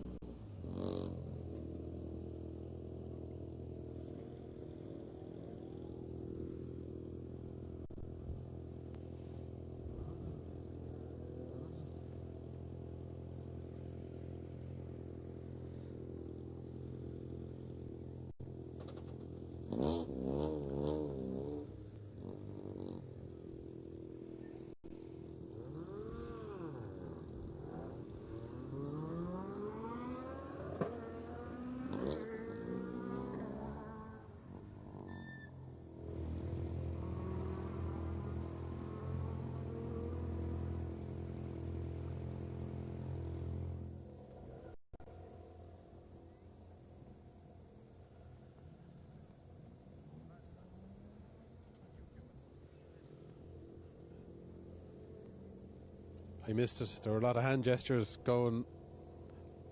I missed it. There were a lot of hand gestures going on there. Billy giving some instruction to Leah Kane there before he put on his helmet. They're under the watchful eyes of Alan Kane.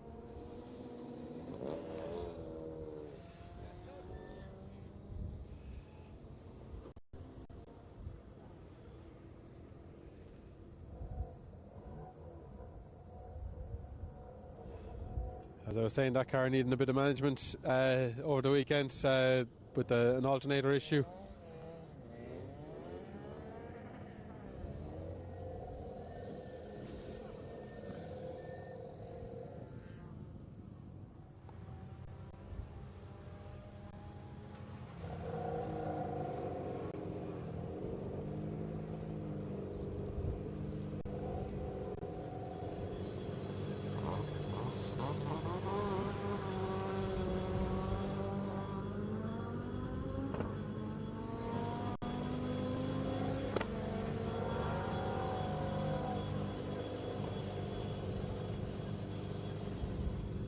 So I think Leah in 4th place today, so she'll be hoping to get back onto the podium again.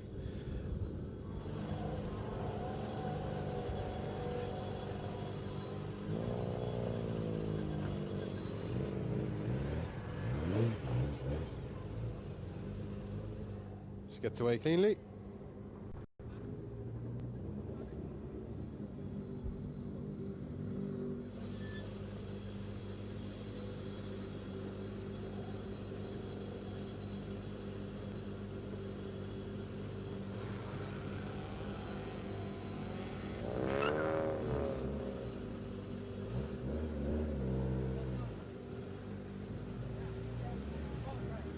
The Centos actually run on road tyres, so that's why you hear a little bit more chirping out of them.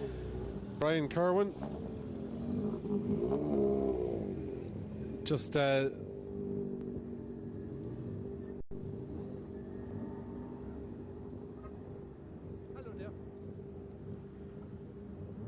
I think they were just slotting Brian Kerwin in with the other faster cars, just they don't have to leave as big a gaps between them if the cars of similar pace stick together.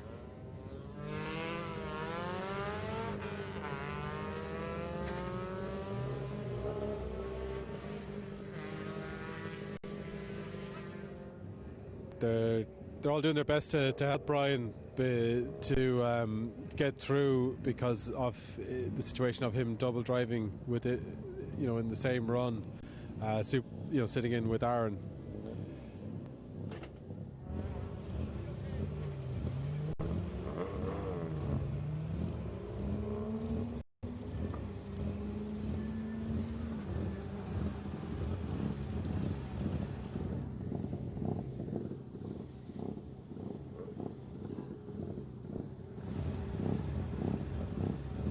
So can Brian Kerwin make inroads on Shane Bell?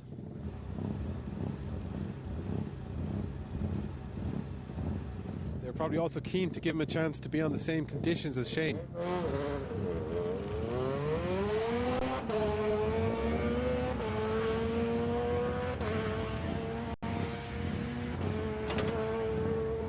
Often drivers, when they're in a tight battle, they would run close to each other.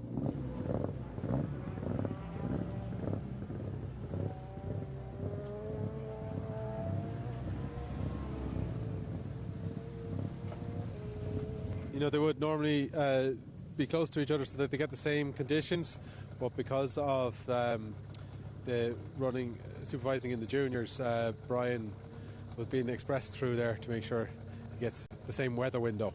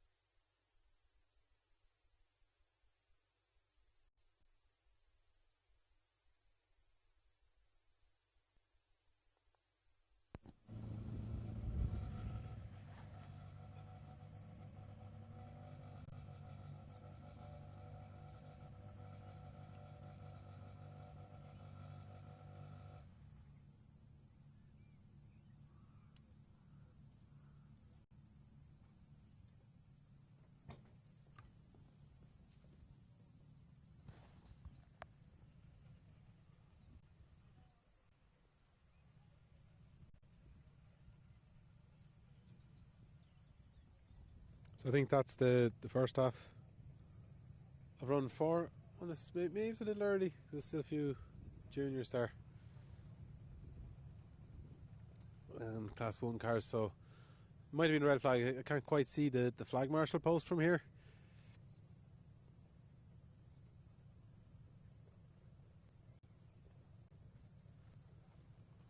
There's some times in now from run 4.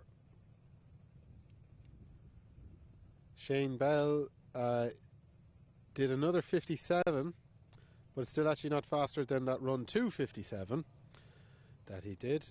So the best is still 57.469. Don't have Brian's time in there yet. Do have Willie Barrett's. It's another sub 60, but it's a little bit slower than that run 3, 59.566. He's actually down to 58.972 on run 3.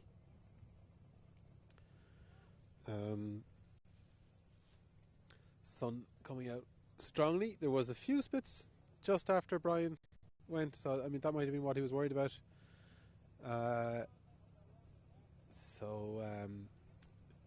Looks like it's now drying out for very good conditions for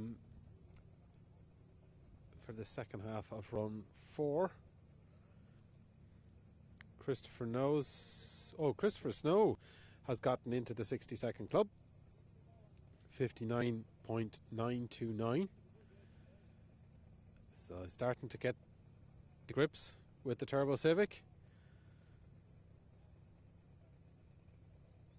Simon Reed did another 59, but again looks a bit like he might have peaked on run 3 with a 59.186. This one is actually slower than the run 2 59 he did as well. Running at the limit.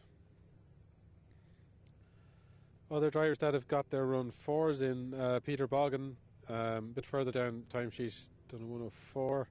That is his best time so far in the Class 3A. Yeah, that was actually the end of the batch. A few cars kind of shuffled in it, I think. So they're making their way back down.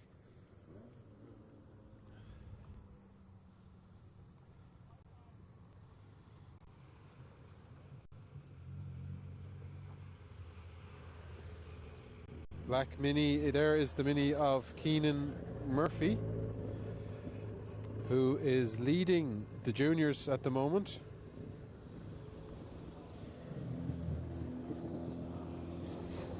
From the Mini of Logan Hoey.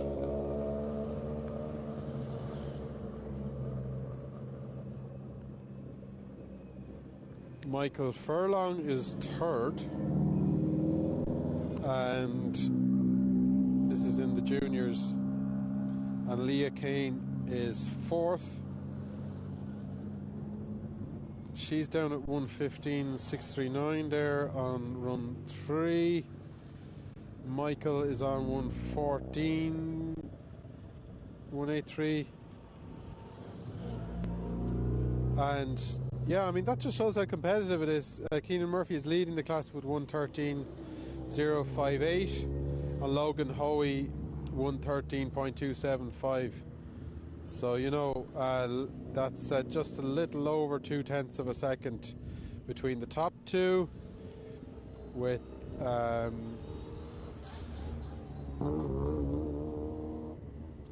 Leah just I haven't got them grouped together here. 1:13, 1:14. She's just at the 1:15s. And yeah, Aaron Kerwin then further down at the 1:20s with the Fiesta. And in a tight battle with Jack Kelly. Jack is down to let's see. Hang on a second now. It's strange. I see a 1:19 for Jack, but it listed behind Aaron on the timesheet. I've got a bit of a cold, Aaron Kerwin there at 120.719, so I'm not sure why that hasn't, why the 119 hasn't slotted in. This is an early version of the timesheet anyway. Conor Duggan, novice there in the Nissan Micra that we've seen the line a few times there. Conor is in the 126s. And another 1J is Larry O'Brien, another Nissan Micra. Not sure if they're sharing the same one. Yeah, I think they're sharing because they've similar number.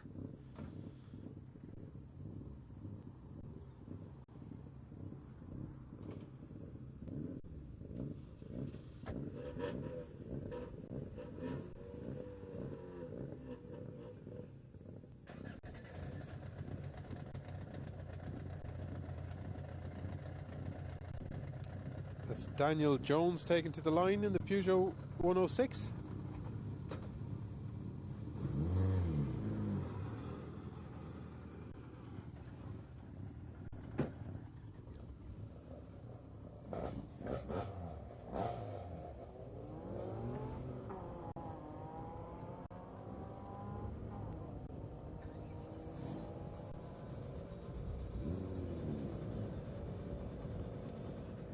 So behind the Mitsubishi Evo, that's the third of our juniors, Michael Furlong in the Mini Cooper, 114.183. So Michael would be looking.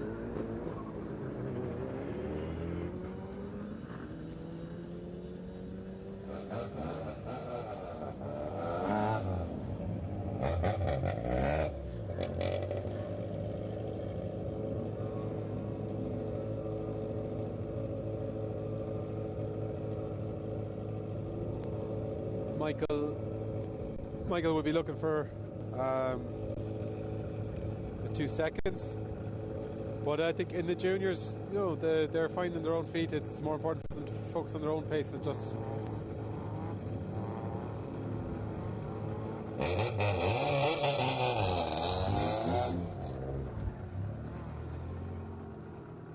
I was just saying that it's more important for the juniors to kind of focus on their own pace and just grow within themselves rather than responding to what other people are doing, as any novice should, really, just to find your own feet first.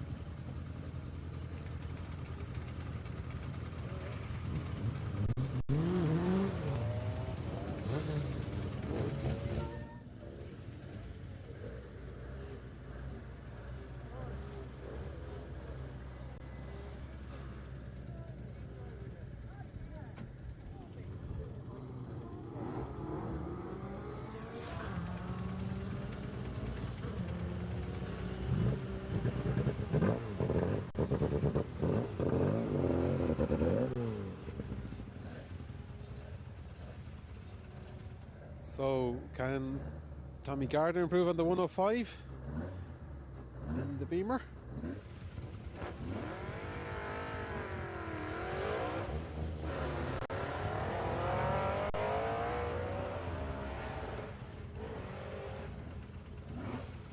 Sounds like he could.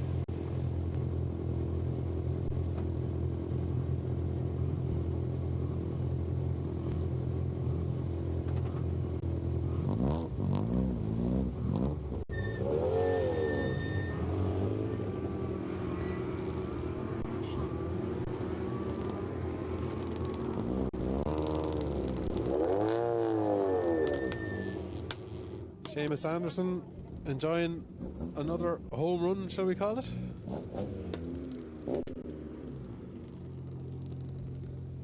He said it was our hurling community.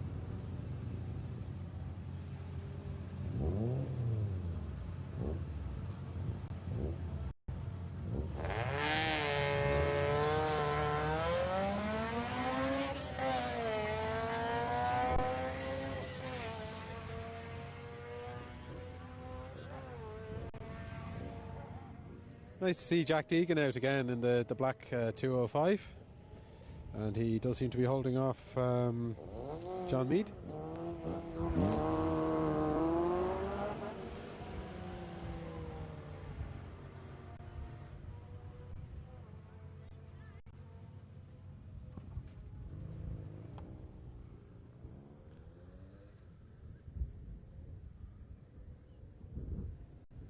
Although he's just pulled in front of our van.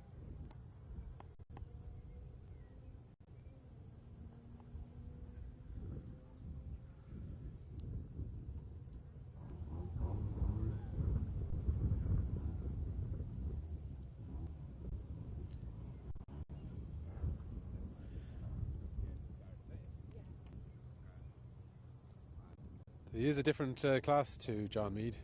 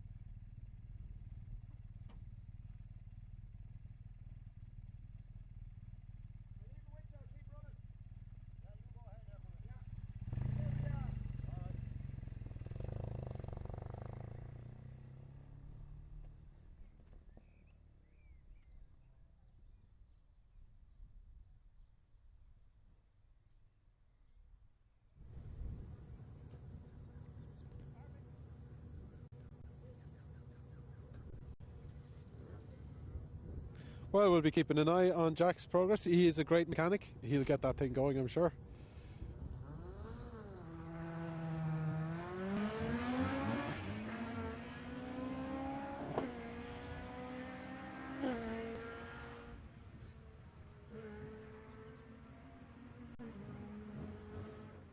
I was just saying if somebody would stop beside me, but maybe word's gotten around. I was doing interviews here, so nobody stopped near me.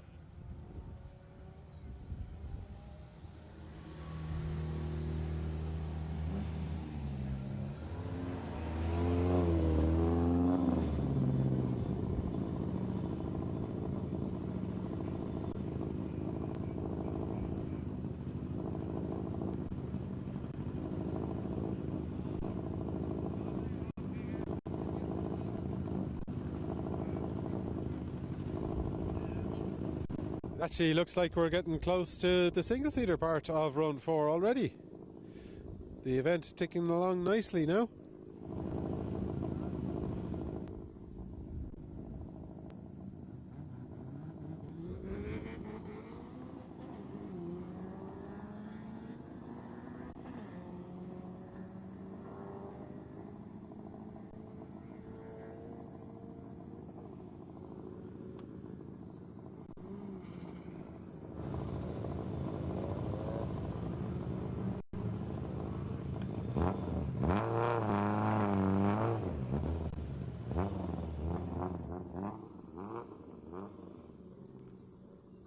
Robert Cummins on the starting blocks now, ahead of Johnny Murray and William Fogarty.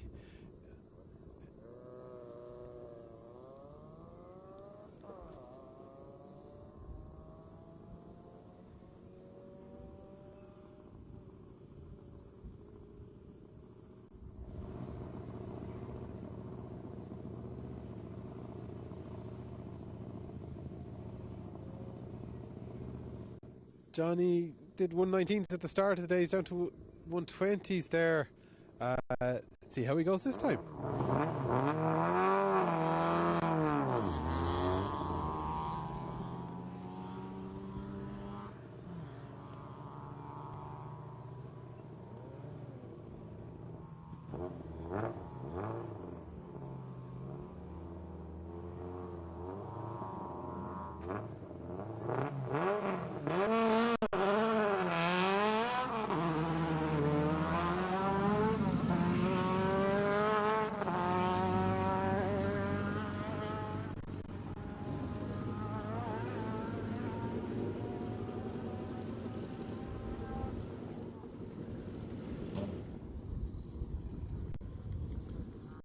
The weather is aligning for the single-seaters. Can they make headway on these saloons that have been, apart from Siobhan's win on the first round, they've been dominating the proceedings for the next two.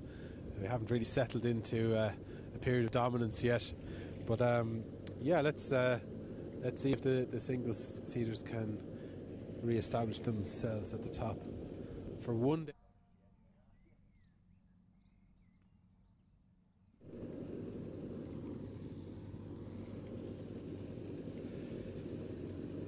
So Siobhan needs to get down to the 57s. She's already in the 58s. She's the second car to go. The car on the line at the moment is Chris Houston. He's doing 101s. So can he join the sub 60-second gang?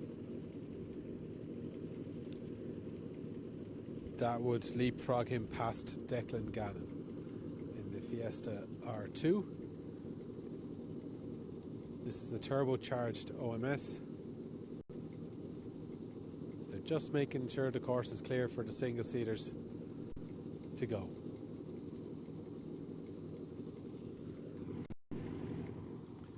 There does actually seem to be a bit of discussion going on with the bike marshals there. The starter looking for the go ahead.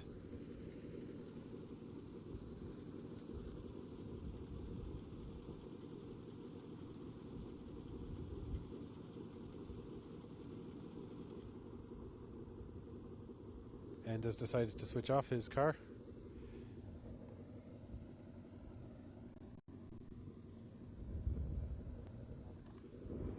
Sean McNamara, caught you. You wish you didn't look over. How are you? Not too bad. How are you going today? Not too bad. Oh, Chris Houston's off. I'll leave you to it. Yeah, thank you.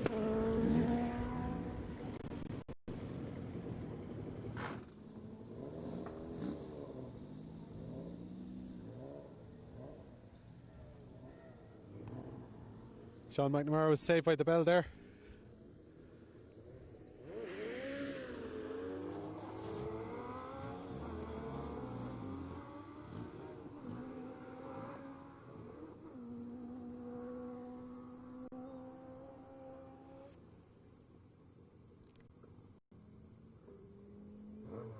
I think Siobhan got away a bit better that time.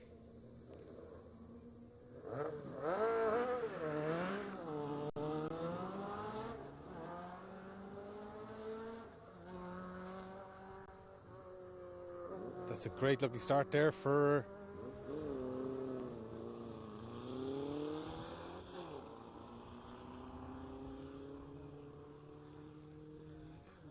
I was just saying a great start there for Russell Stanworth, but a bit smoky, and the burn got away there. Now Sean McNamara.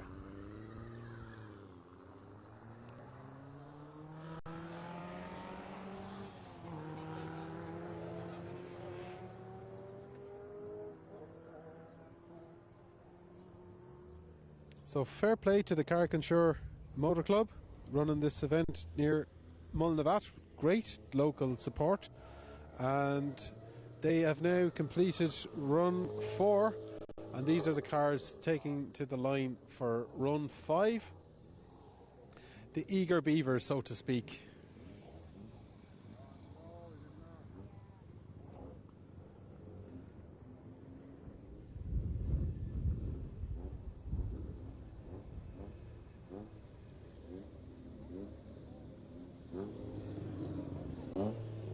Yesterday's winner, Simon Reid, joining the queue there.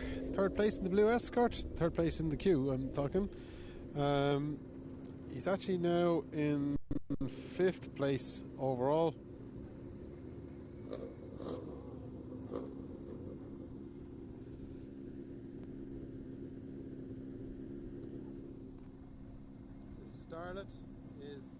The starlet is Christian Knox.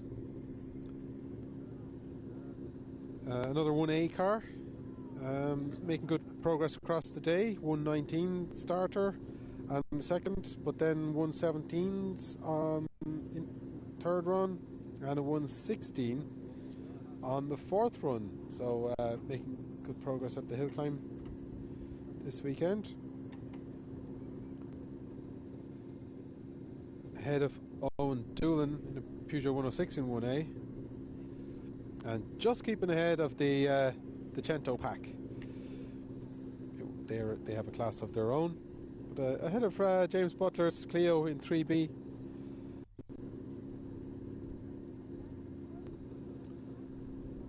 So yeah, the Centos there being led by Robert Cummins, Johnny Murray 2nd, and Francis Dempsey 3rd. Don't see 3rd and 4th times for Francis Dempsey. Gary Maloney getting into it there. Very consistent with 120s across the board so far today in 4 runs.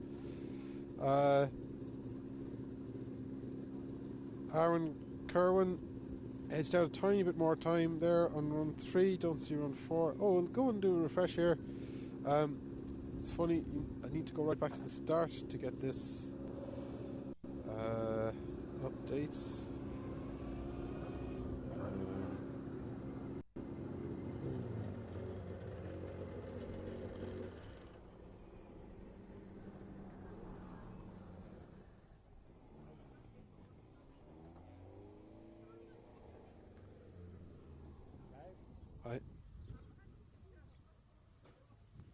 But oh look, somebody wants an interview.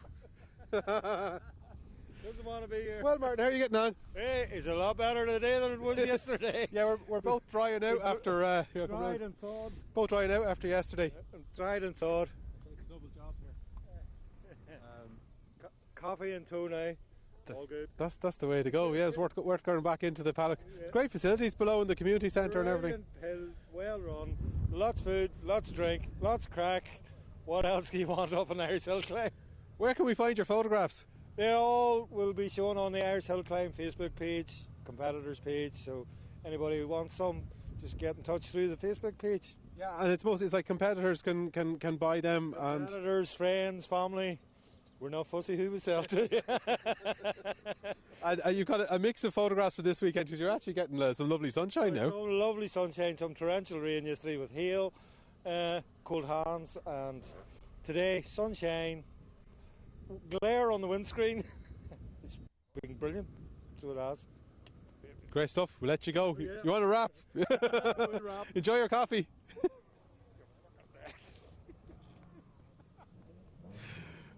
He's walked off camera there and it indicates that I'm in a lot of trouble. A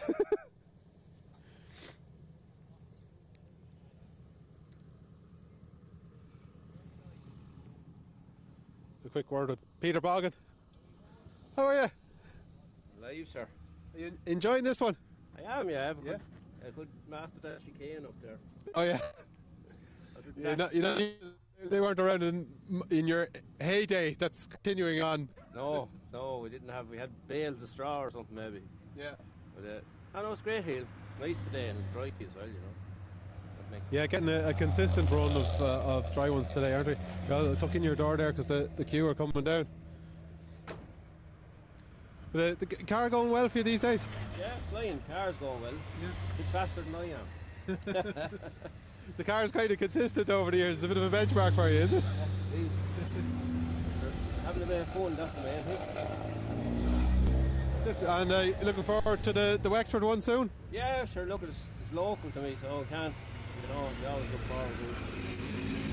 You're probably involved in a bit of help with that one, are you? No, usually on my own. Yeah. Yeah. Well, listen, the cars are cutting across us there, so look, enjoy the rest of the day. Good to see you out. Thanks, Ken. Thank you. No bother, Peter.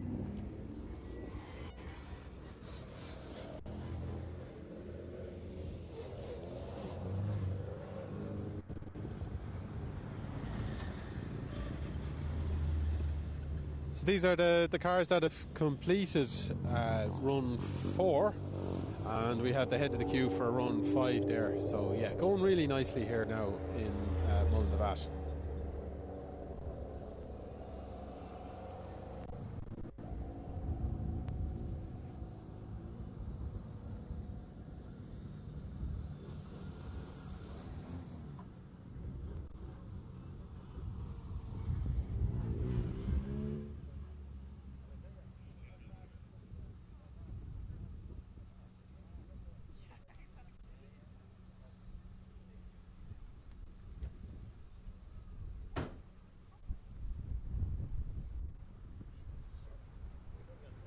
So here's Siobhan McCann. We'll have a look, see for a times update there. Bit too busy chatting to people here to stay on top of the results. Oh, let's see now. So run 4. Oh, and Siobhan McCann has taken the lead of the event. Siobhan has done a 57.42, pushing Shane Bell down to second. And Shane's best was on run 2. He did do another 57, but this time it was a bit slower. Best time of 57.469. So the margin today is .049. That's 409 thousandths of a second between Siobhan McCann and Shane Bell after run 4. Brian Kerwin 57.993 on run 4. So it's all happening in the final runs of the Carrick-on-Suir Motor Club's Mullinavat Hill Climbs. Christopher Houston is 4th overall there, down to 58.217. That came on run 4. The conditions are improving and the drivers are getting it together. Willie Barrett then in the Honda Civic, 58.972, making progress under the 60 seconds there as well. Actually, I'm sorry about that there, misread that. Just a little bit slower actually in run 4 for Willie, 59, but it's still another sub 60 second one. Simon Reed,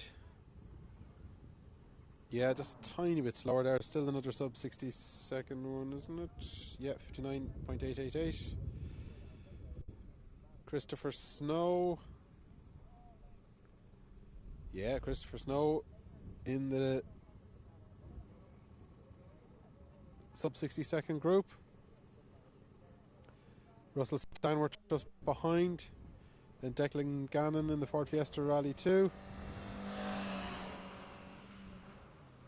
Ray Cunningham's done a good one there, down to 102s in the Mini, ahead of Clive Bradshaw's Mitsubishi Lancer Evo.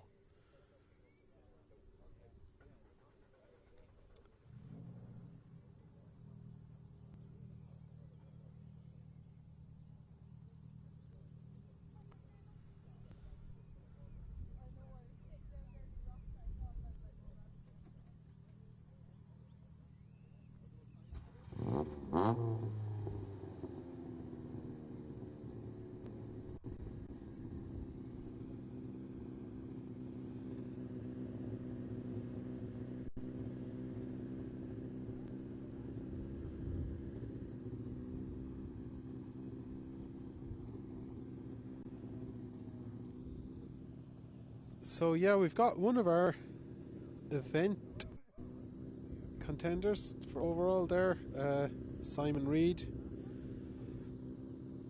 to be the 4th car to take the line.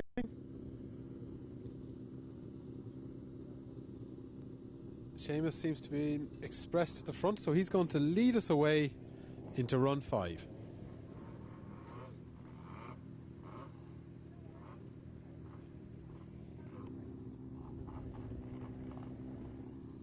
Probably trying to get the run over so he can help with the tidy up.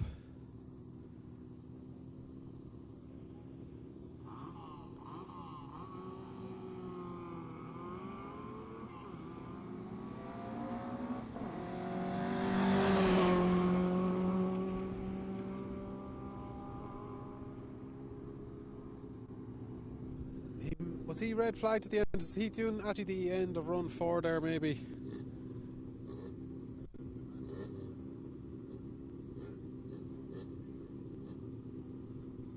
And it looks like a resident is going to be facilitated.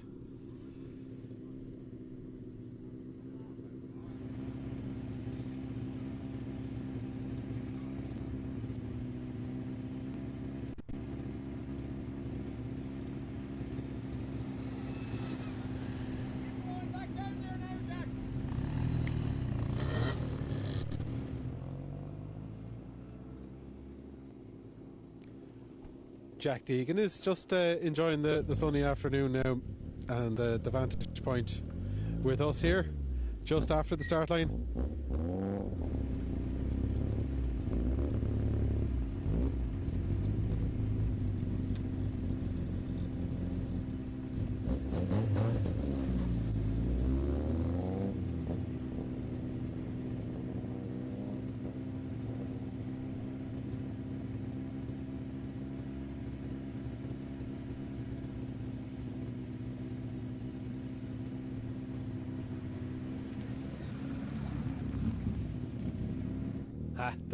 The lag in my audio caught me out there. He was back in the car. Well, do my best. Trying to be omnipresent across the whole hill.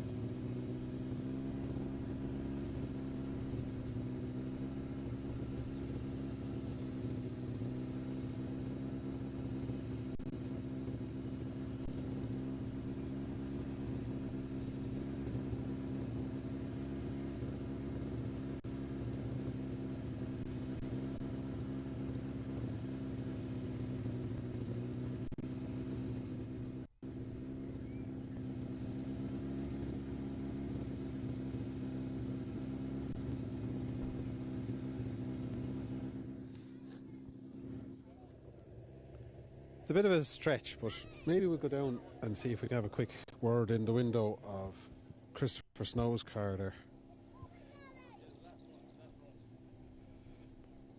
If you're going down to, if you're heading for New Swell, if you know,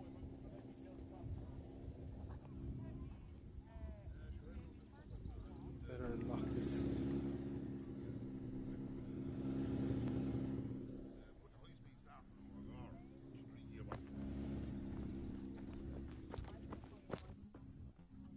Hey Chris, how's it going for you? Well, today is not too bad. We're getting there. With a troublesome morning with a few different issues, but It seems to be improving for you though. Yeah, it is. Yeah, no, I'm back to a bit of my old setup. I took 17-inch wheels off and put it back in the 15s. So That's interesting, isn't it? yeah, no, I tried on 17s with the power to try and stop it spinning wheels, but it just doesn't handle the same. So it's working better on the 15s. I'm just trying to find now the pace on them again. So yeah, no, hopefully this run now we'll get a good one.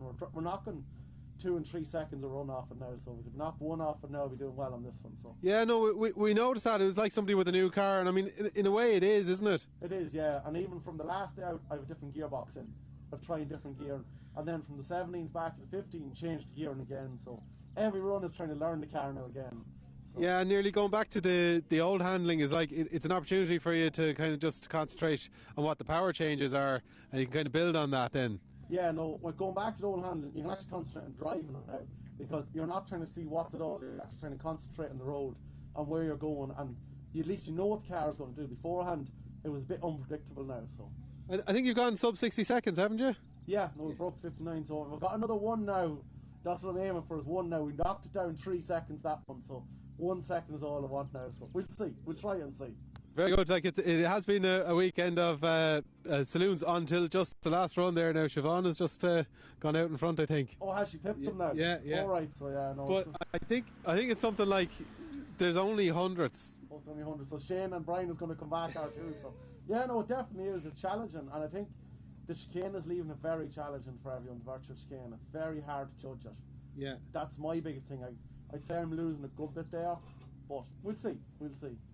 Well done. It's been a great weekend, hasn't it? Yeah, it's been a good weekend. Yesterday was wet and messy, but it was the same for everyone. So yeah, no, today is good. So the rain stayed away. So let's see how hopefully we all get another run to try. Yeah. No, the 5 runs is great, isn't it? Yeah, no, it's great to get the 5 runs, especially when you're after coming down and all that. It's great to get them. You know, to put a big effort in now today to run it very smoothly, to keep it going. So no, it's running very well today. Yeah. So yeah. Great stuff. We'll catch up with you again soon. Best of luck with the rest of the season. Thanks. Sir.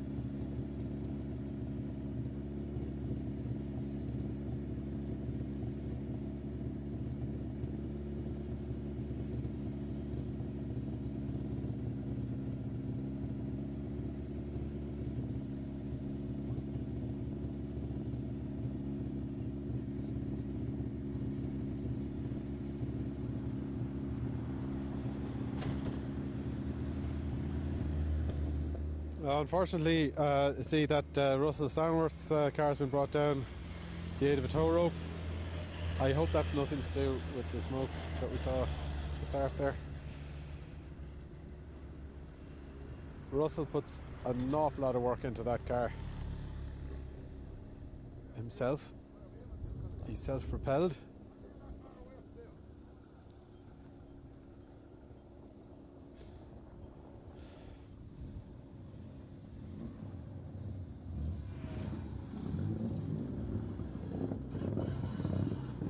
So that's the into that group. So the leader of our juniors, Keenan Murphy, taking to the line. Keenan's been down as low as 1:13.058. It's just ahead of Logan Hoey.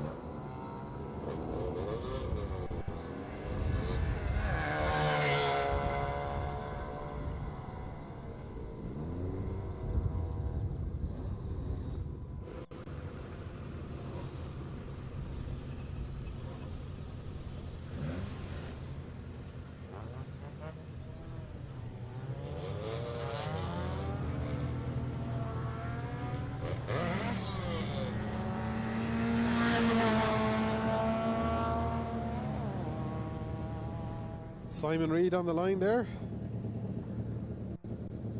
Could he have kept a set of tyres for the last run?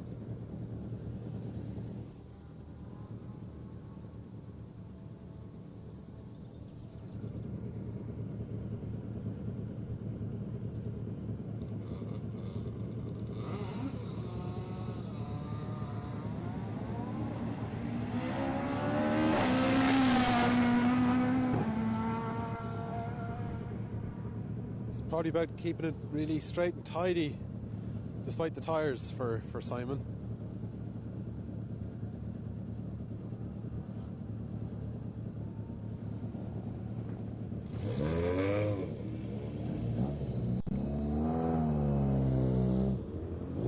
Peter Bogan on the line now. On slicks.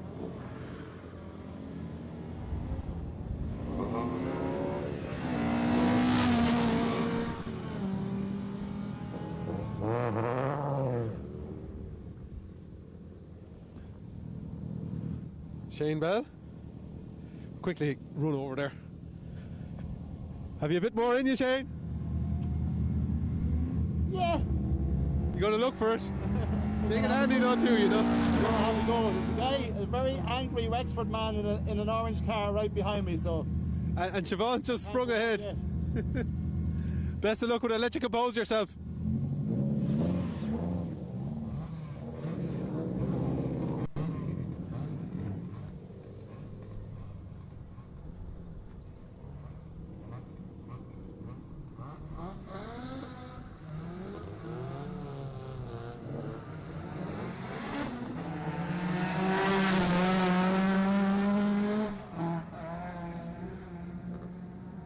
That's Christopher Snow away.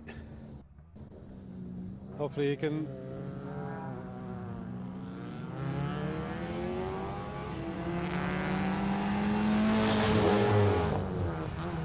I was just going to say hopefully the chicane works well for Christopher this time. And Chris, is that on the line now?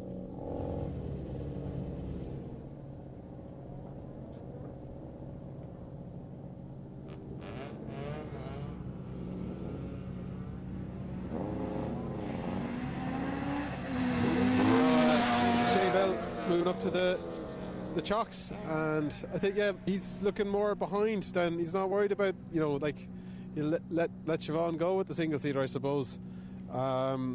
It's Brian Kerwin. He's conscious about he wants saloon supremacy.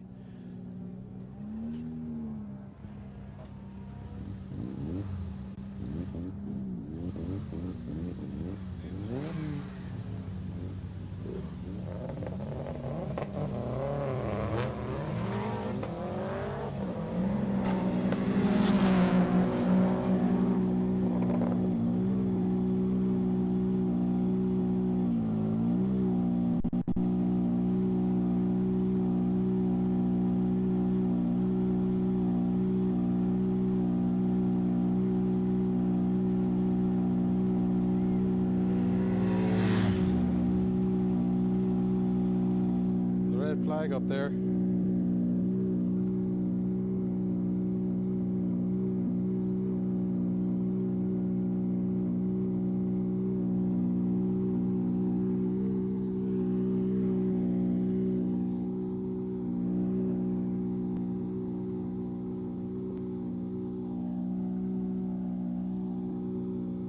So I wonder, was Shane Bell red flagged and balked there? Would he get another go? It's hard to know. It's all just total idle speculation, really. It could be as little as a tyre out of place or something in one of the tyre bales or straw bales.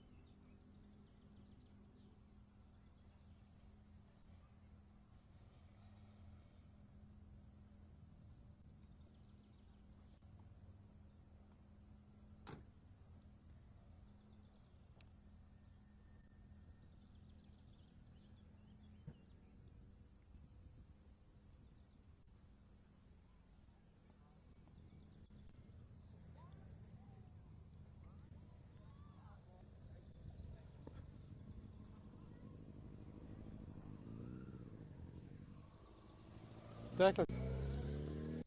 Apologies, my camera's just to your side there, but you're going to try and crack this 60-second barrier. Going to try this time. We're going better the first half of the run, but we made a bags of the chicane, so we didn't get a green light. Okay. Locked it up inside in the middle of it, so I didn't get a time. So you can see that it's in there. It's there. Yeah. It's there. Oh yeah, absolutely. Yeah. In fairness, the boys are putting in savage times, and Siobhan is throwing the cat among the pigeons there, and that's great, isn't it? Yeah, she's just left ahead of them there. Yeah. So there'll be a lot of people on for a good run this time now, but sure, all we can do is give it a go. I think that's the tension, that's whatever this interruption is. I think someone's cracked a little. Okay, there's something coming down. Thanks, Declan. Good luck.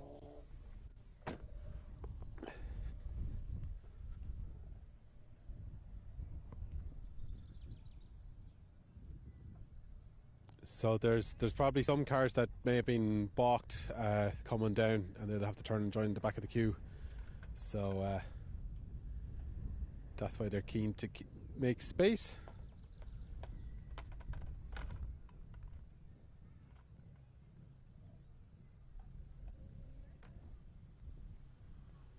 It looks like some recovery vehicles going in.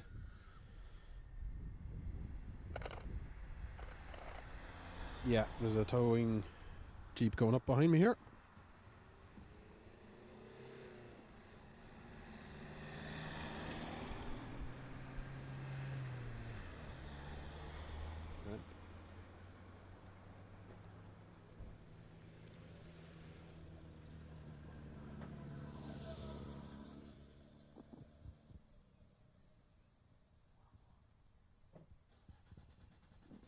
Well, the event has been going so well that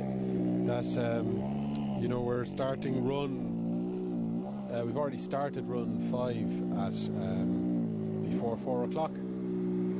So hopefully this is just a car recovery issue there.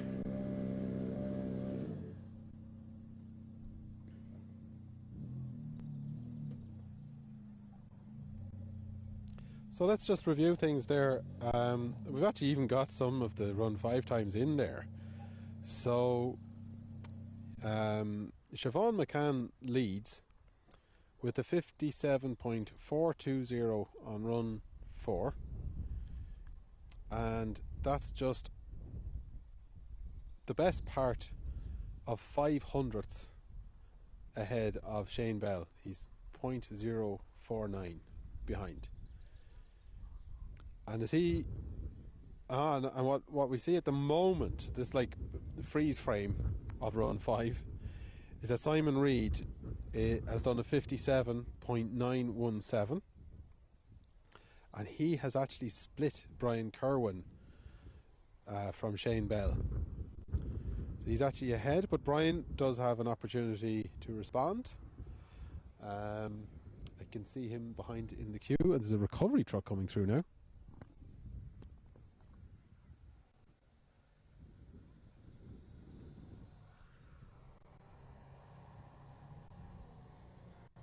It's tight here.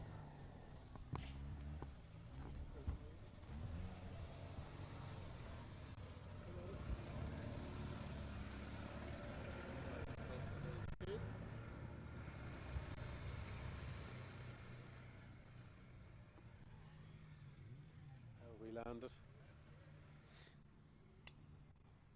Not too bad.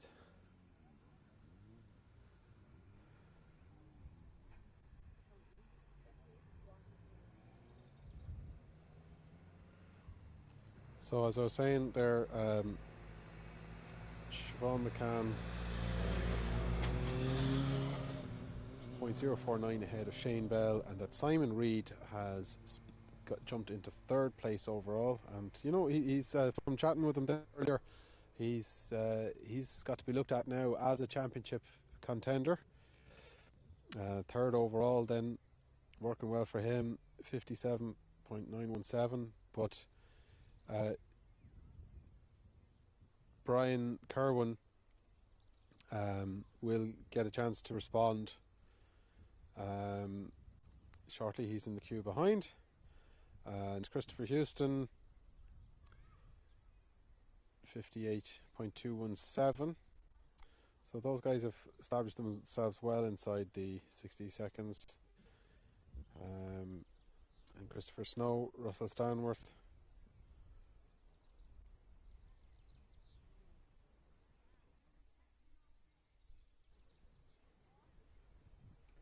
Christian Knox, who we mentioned earlier, did the best time on that run, 1:15.993. Keenan Murphy, leader of the juniors, hasn't improved. So for Logan Hoey, the target is the same.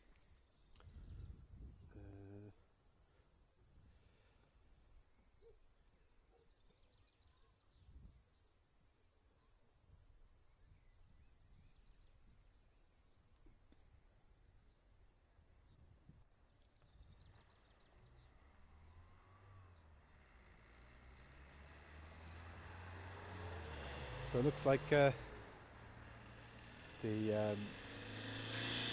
like a rally rescue van. It's not necessarily a medical thing. They have a lot of cleanup gear and stuff as well. I think if there was anything concerning, that sort of vehicle would have gone up much earlier. So we're going to have to wait for the end of the shootout.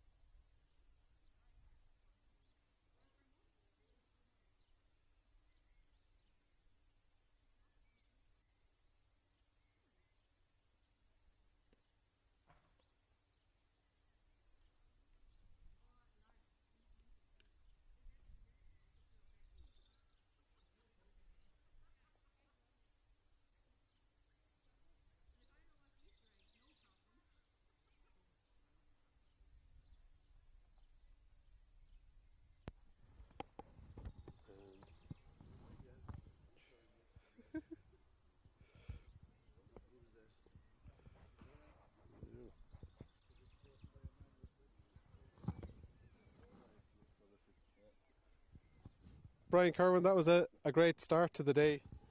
Yeah, got off to a good start, yeah. Trying to improve all day, but getting little bits. You are, like, you're improving, they're improving around you, I suppose. Yeah, no, they're coming strong, yeah. So, thought if I got early, and got a good run, they'd have to play catch up, but they weren't long doing that. So, Shane had me, I'd say, on run 2. I got a little bit quicker, but I took another couple of bits off, and then on run 3 and run 4, but still not there yet. Yeah, and we actually see there's a time in from Simon Reid. Yeah, he's done a 57.917. So there you go. You got to respond to that. At least you got to do the time to think about it. We'll have to try anyway. Yeah, we can't let him get away with that easy. Yeah. And Siobhan has re-established a single seater in the lead there. Yeah, I was expecting that, yeah, because the dry, I was saying they would come on today, but I know the virtual chicane is hard to get it right, so there's loads of time in that to get.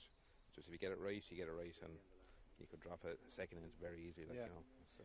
Did you think it would dry out this much, or did? Well, they were kind of giving it good for the morning and rain to come in the afternoon, but thankfully it didn't come at all. So it was kind of good conditions all day. It must have got close to us because it was actually spitting just a tiny bit. There was a couple of spits there earlier on when I was with Aaron in the car. There was a few drops on the window. So yeah, thankfully it didn't come anyway. So we won't ask you to reveal too much though. But do you think is there a bit in it? Sure, there's always a bit in it. You just have to find it. So you're out for a good look. Well, sure. Hopefully we'll give it a lash anyway and see what happens. This is probably your quietest moment in the whole day with the running with Aaron. How's it going in there? It's busy. Yeah, because literally go with him and back in straight back out in my car. But we reversed things today, so I went in the first half of the run just to change it around a little bit. So let's see how it goes. That's good. Okay. Well, best of luck with the rest of the day. Okay. Thanks, Brian. Thanks. Bye-bye. Out there.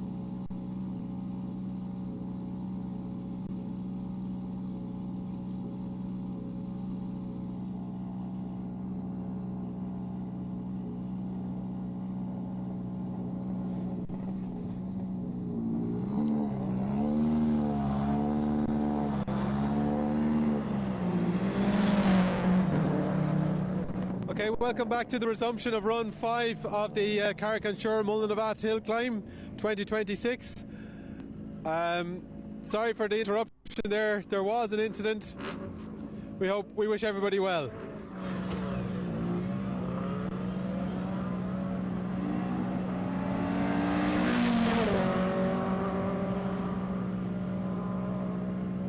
We're not really at liberty to give any more details than that. So enjoy the rest of run 5.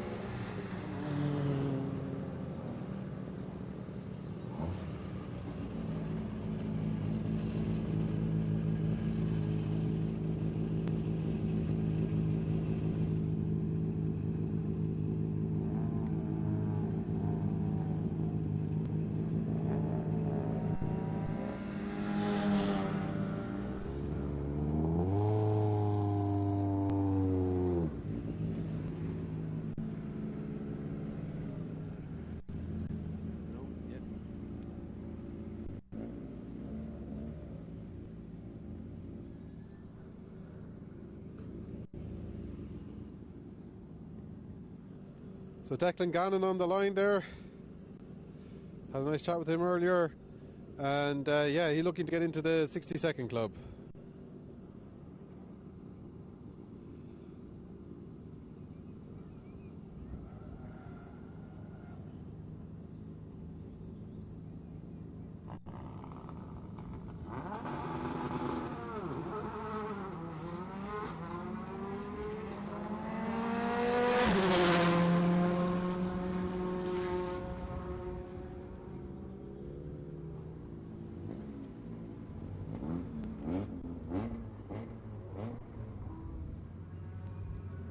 So let me remind you of this thrilling battle that we have.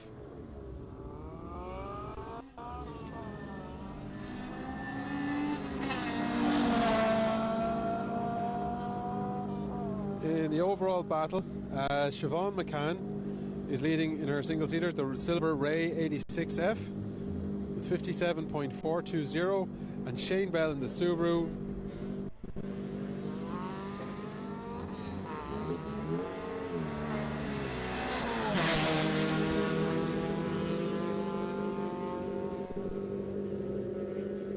is just under 500ths behind her. Simon Reid, he has had his final run, 57.917, as I'm in third place at the moment.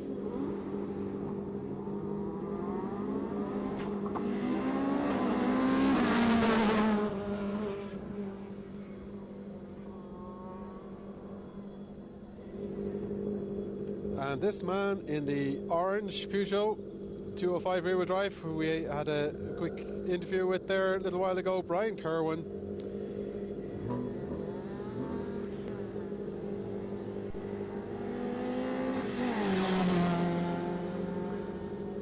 Brian Kerwin is currently 4th overall. There he is, and he's 4th from the line. Leah Kane and Billy White about to leave the line.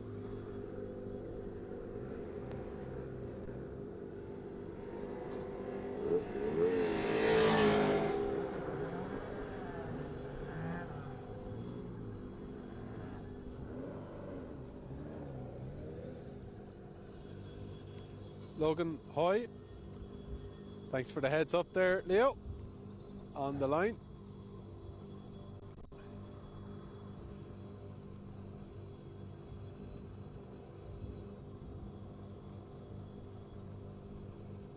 Close battle there in the juniors. Keenan has his time, 1:14.017. The best time actually today was 1:13 for him. So can Logan improve on a 1:13.275 from run 3? It's cooled a little bit. Might give more performance in the motors, but maybe a little bit less in the tyres. They've all cooled while queuing. But a lot of drivers talking about room to improve on the virtual chicane.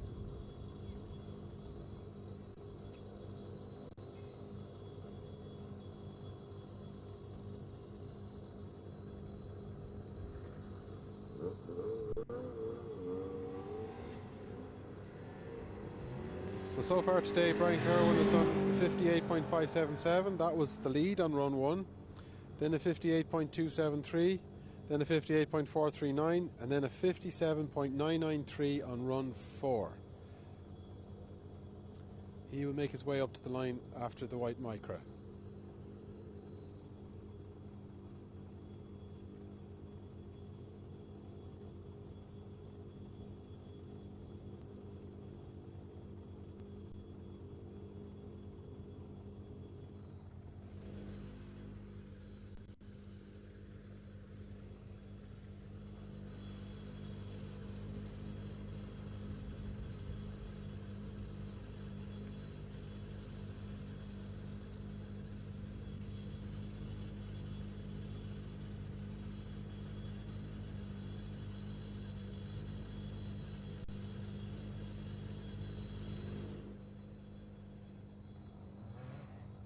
The Micra's been held a long time there.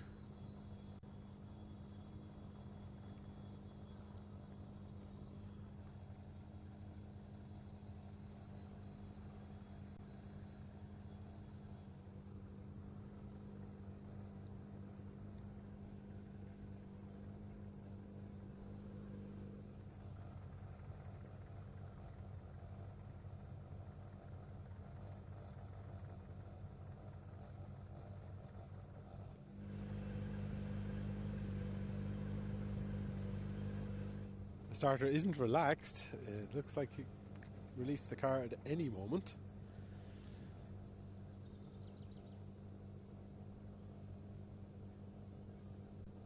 I'm getting tired now.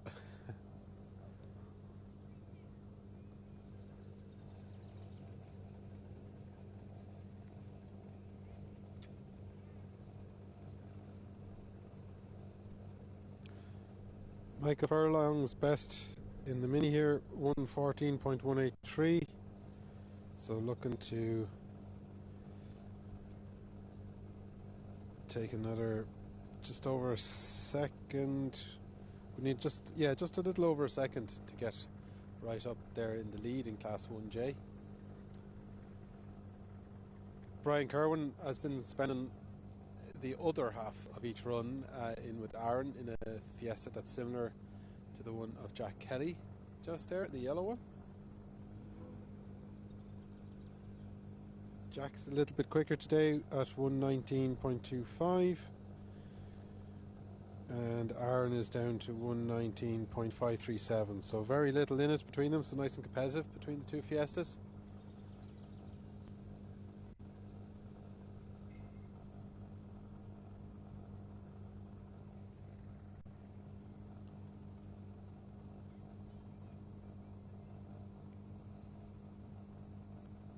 Run 5 is being stubborn today.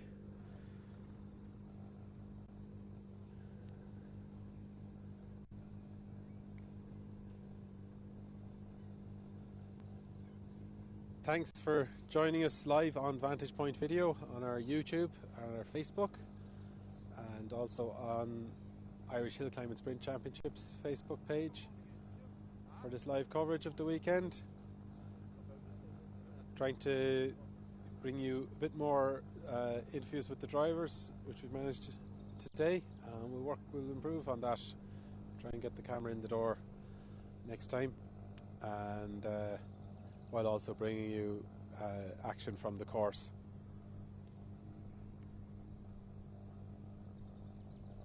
This is the fourth round of the Electo Irish Hillclimb and Sprint Championship, and I think we're ready to get underway again.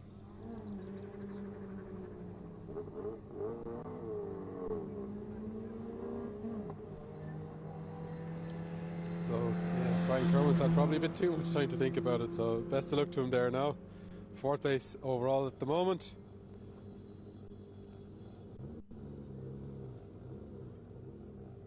Nice dry course.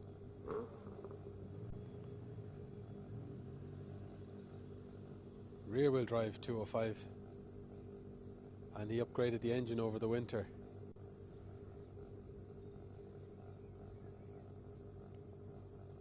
I think, well, he debuted it towards the end of last season.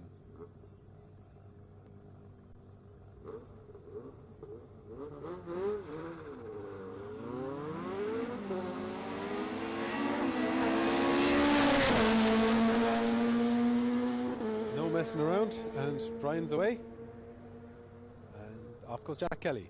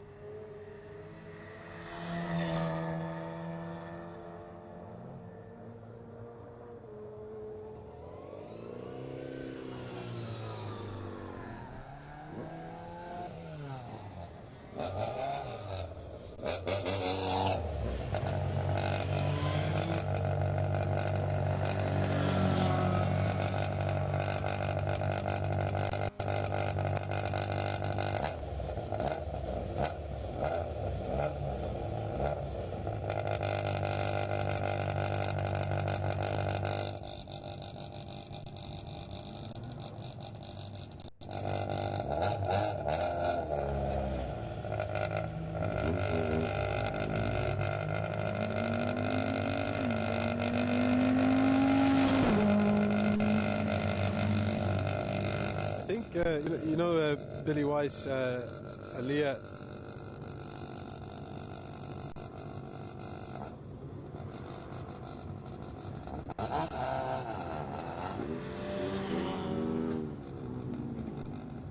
I was just saying that Leah Kane's had trouble with the alternator. I understand that Ray Cunningham runs without one at all, and that's why a starter pack gets thrown out of the car just before the start line, and he limits the amount of times he leaves the car running in the queue.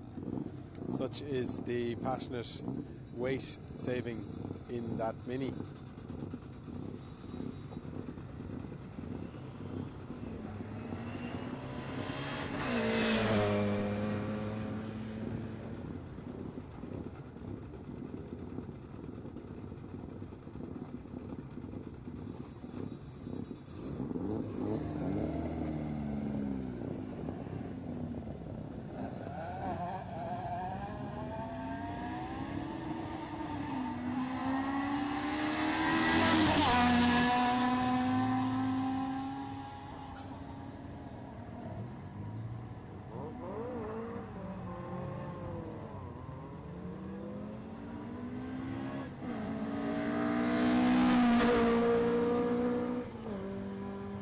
So I've actually got a time in there for an early one from run 5, and I can see Brian Kerwin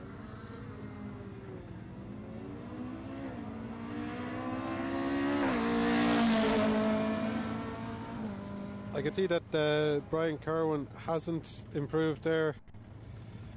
It was a 50. Well, it's his best time, 57.990, but it wasn't enough to get past Simon Reed. But he has at least the satisfaction of his fastest time on the final run.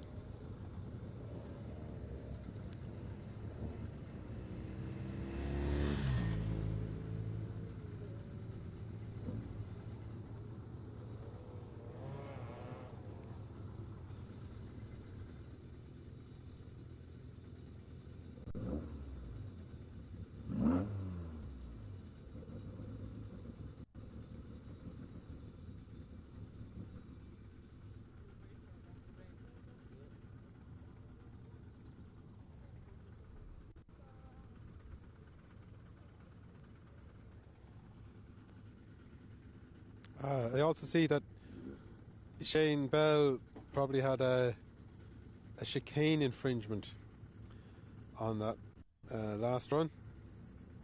So Shane doesn't move up on Siobhan. So is holding second place at the moment. So it's up to Chris Houston or Willie Barrett.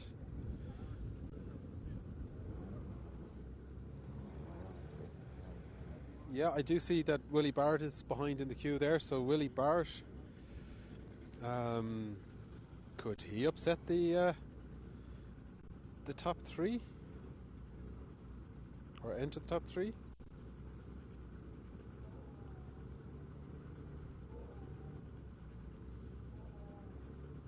Russell Stanworth is just outside the 60-second run. 1 minute and 0.368. So 1 flat 0.368. 368 thousandths.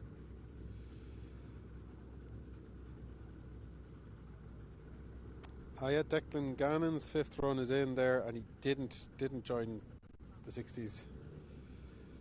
101.415, just a tiny bit slower than best run on run 3.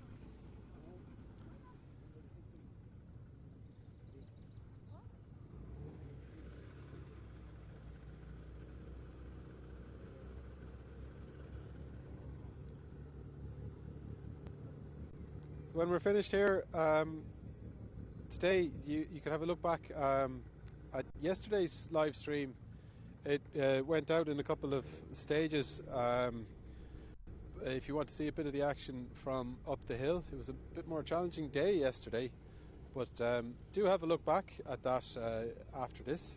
But stay with us now, and we've got to find out how well, if Siobhan holds on to it, basically.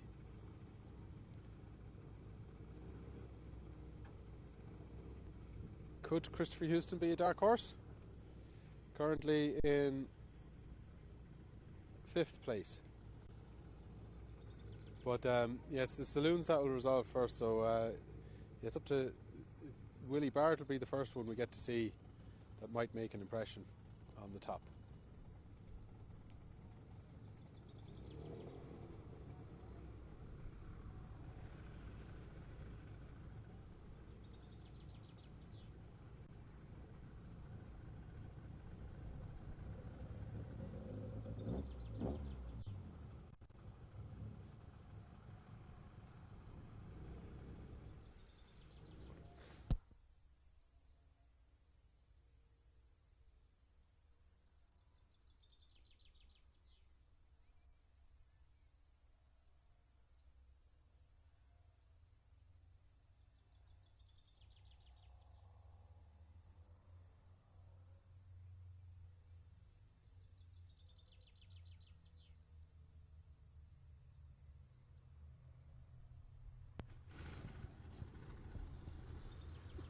Rory Howley, nice afternoon to be out in the Mini. Oh, it's happy. Any day out in the Mini is a good day.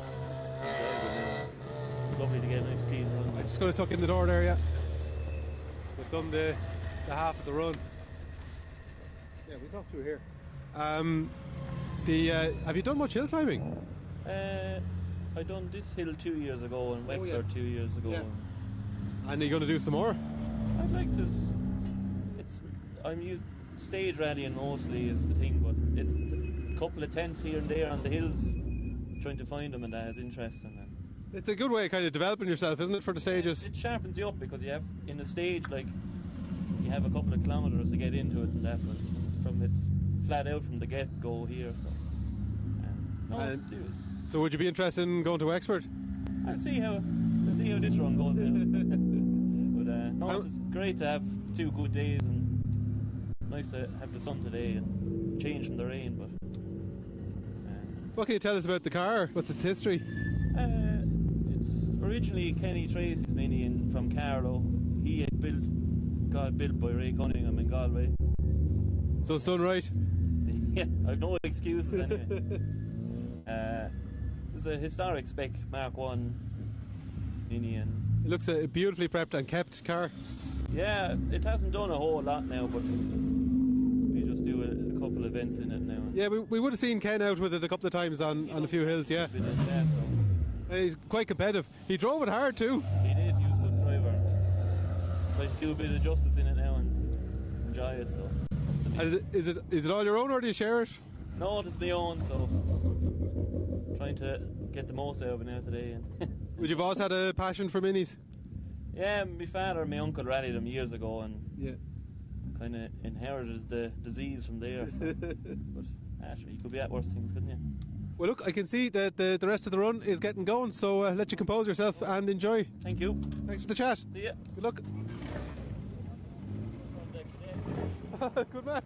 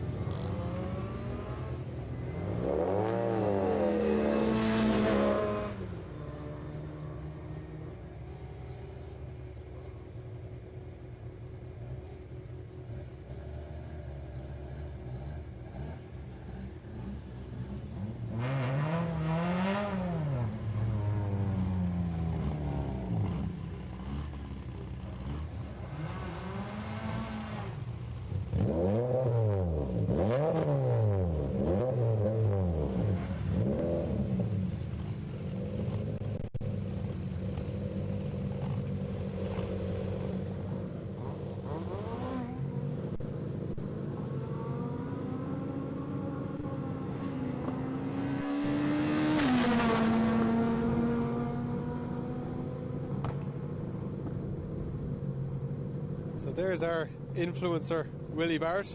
Can he have an influence on the top of the timesheet?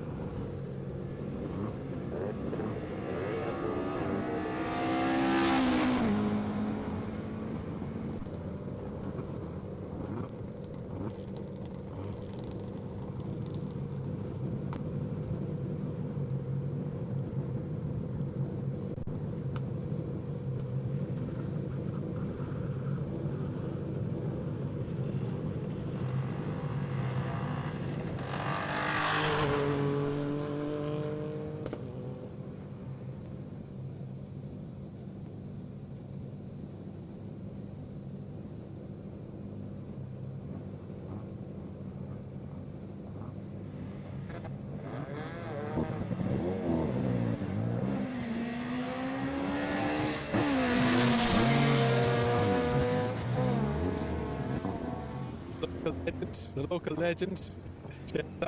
Seamus Anderson on the line there. Everyone we've talked to around this hill.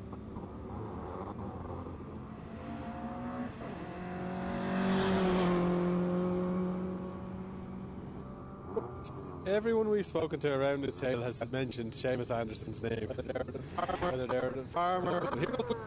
Here goes Willie Barrett. Fired up for the start.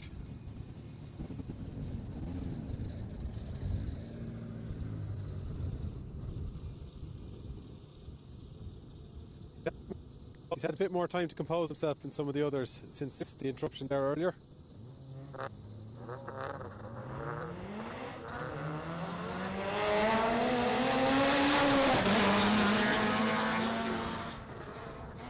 Away he goes. Away he goes.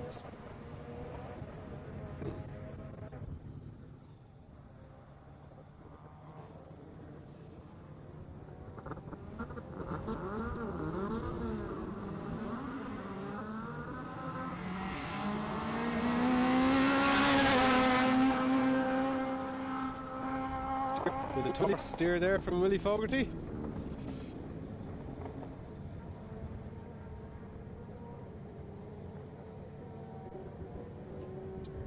There's Jack Handrick.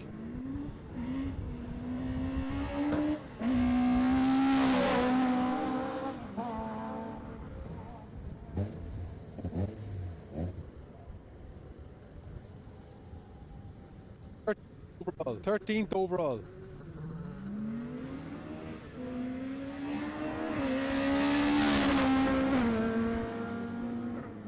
I was just saying, Jack Hendrick in the 1st overall Swift won a Suzuki Swift, and behind Ray Cunningham, I think it was 10th in Mini.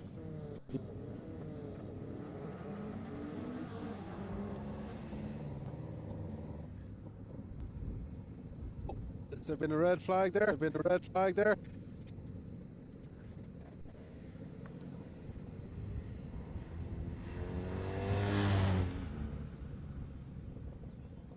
Here are the single seaters cleaning up. It is a bit of a because it is a bit of a break. It won't break her concentration.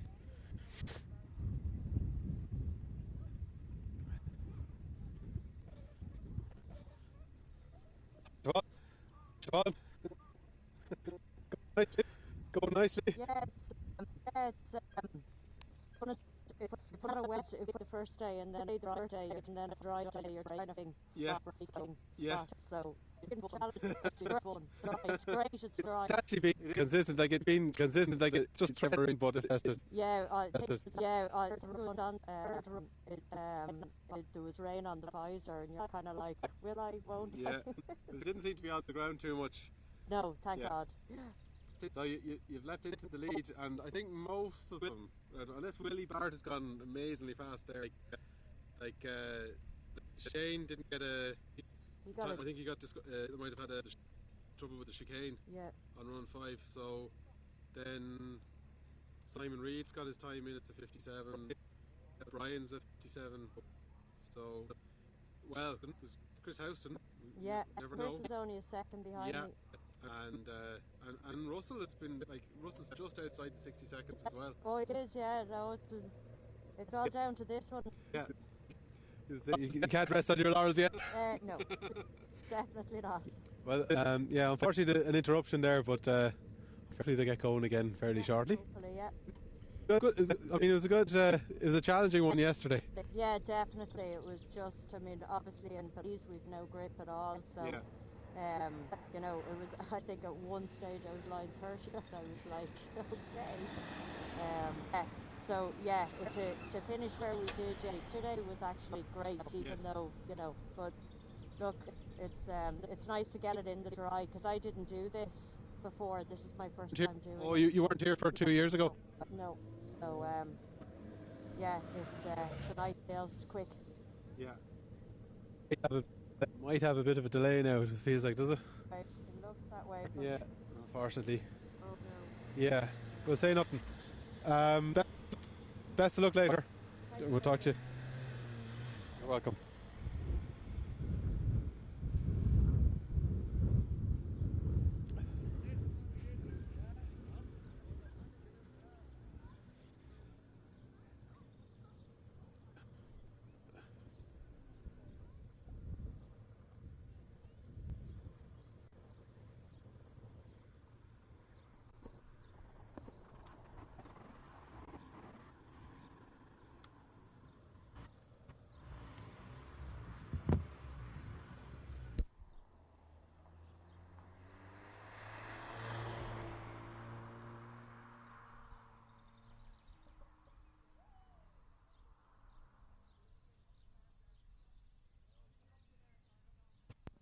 So unfortunately, there looks like there may have been an incident with no details and no reason to suspect anything.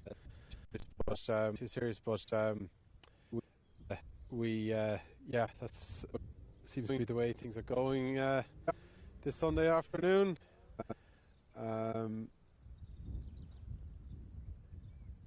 If anyone is, we just wish everybody well.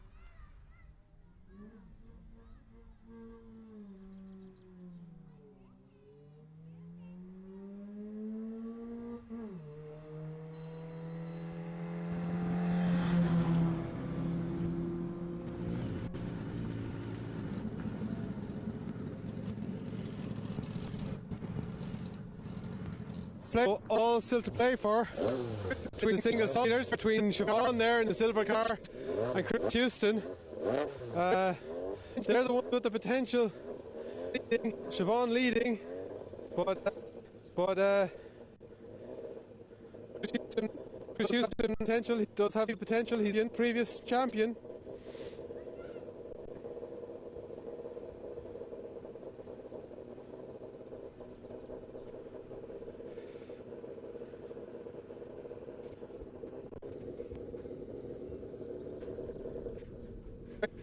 Just waiting for the course to clear.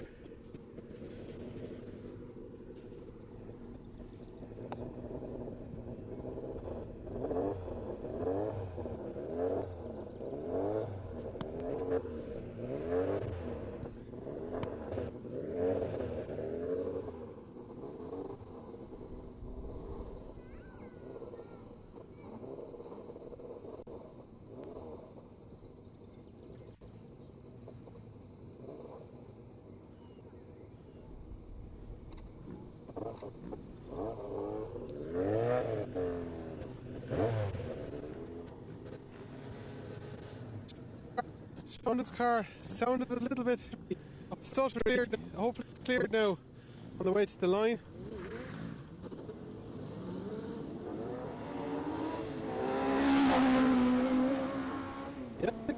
Yeah, I think that sounded all nice and clear. So Siobhan looking to maybe consolidate the lead. As I said, Shane Bell isn't going to improve. Simon Reid is.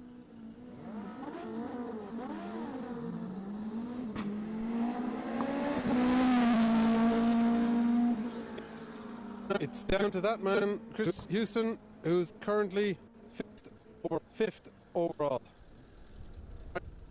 Brian Kerwin, currently fourth, has his fifth run in.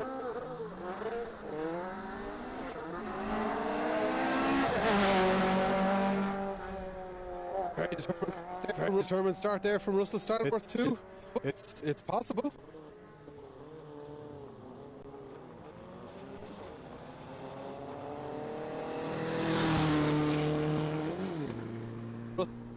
Russell Stanworth was in 8th place at the end of run 4.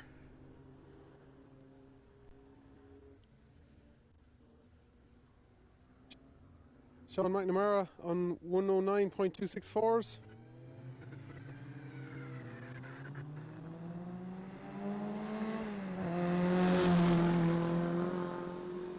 And Enda Byrne, who left the line ahead of him, 0.06 is better so far. So a chance there, and a chance there. Bees, the Formula Bees, and that's the last car off the line. Carrick-on-Suir, the motor club. Time here at Mullinavat. Yeah, don't know why Billy White's getting a lift with the.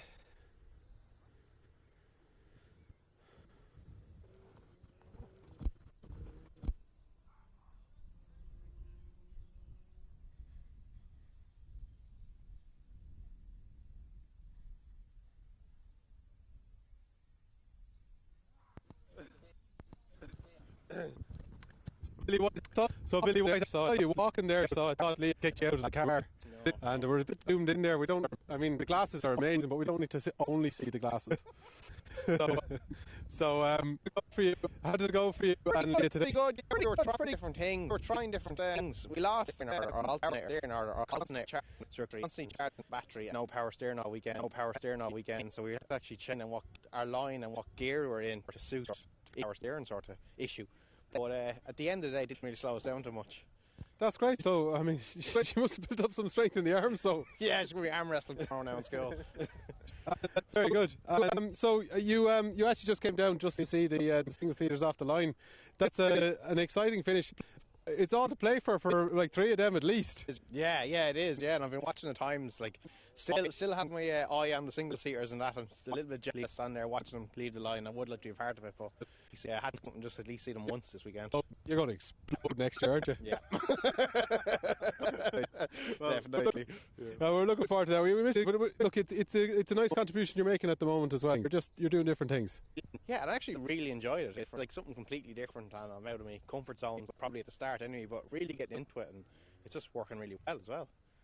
Yeah, it's funny. Like I helped somebody run a car years ago, and I found it almost more rewarding than driving myself. It is interesting with sharing it like that, isn't it? Yeah, it is, and like I spent years sort of gathering up the information on how to do this, so to pass on that knowledge to someone who's just listening, absorbing it, and able to do it like within 1 run or 2 runs is great as well. That's probably not a family trait for Leah.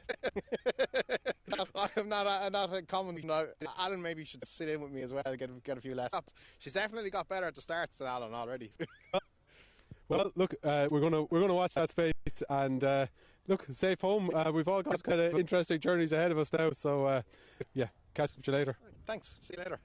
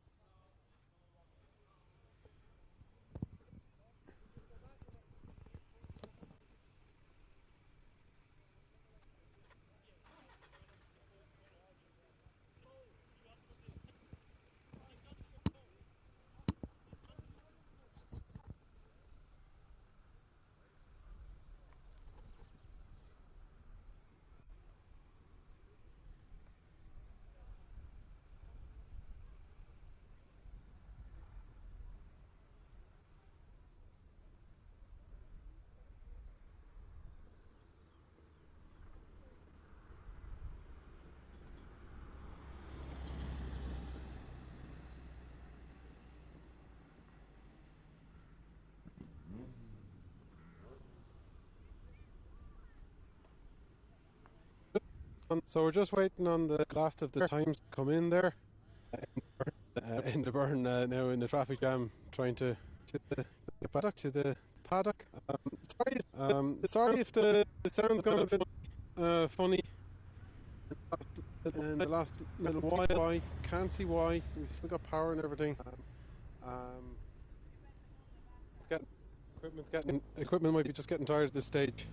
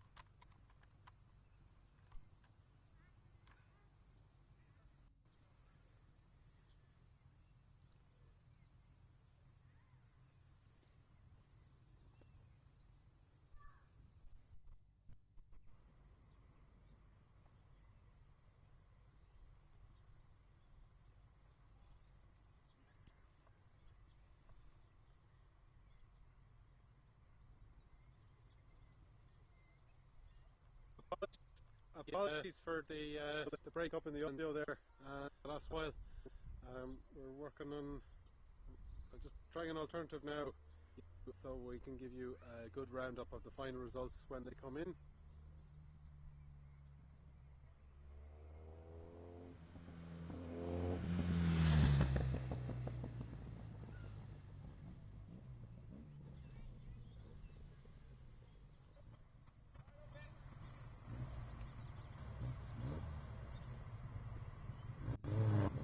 Sorry. So yeah, sorry, that's not the most pleasant of sounds, but it's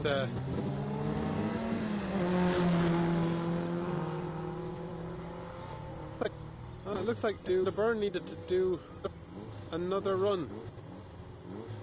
Must have been an interruption.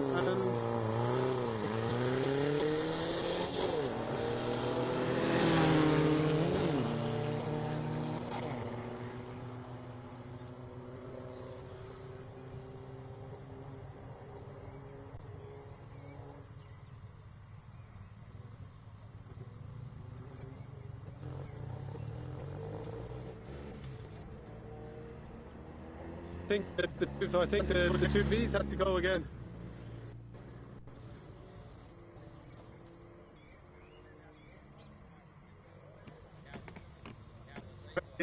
So I'm afraid the equipment's getting a bit tired. It's been a tough weekend. Wet, yeah, a few bits and pieces wet yesterday as well. So it could also be this truck parked in the way. It might be blocking our signal.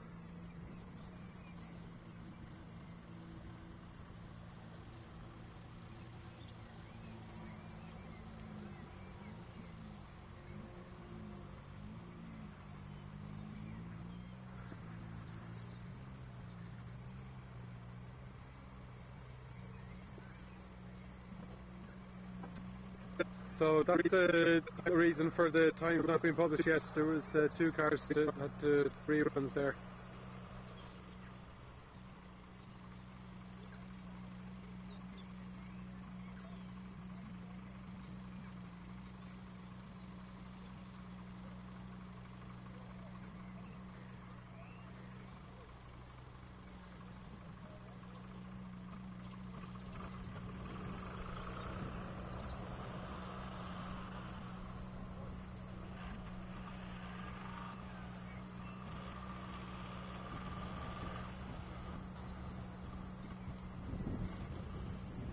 So we just don't have enough of the single cars results in from run 5 to be able to call it, and wait to see their reactions when they come down as well.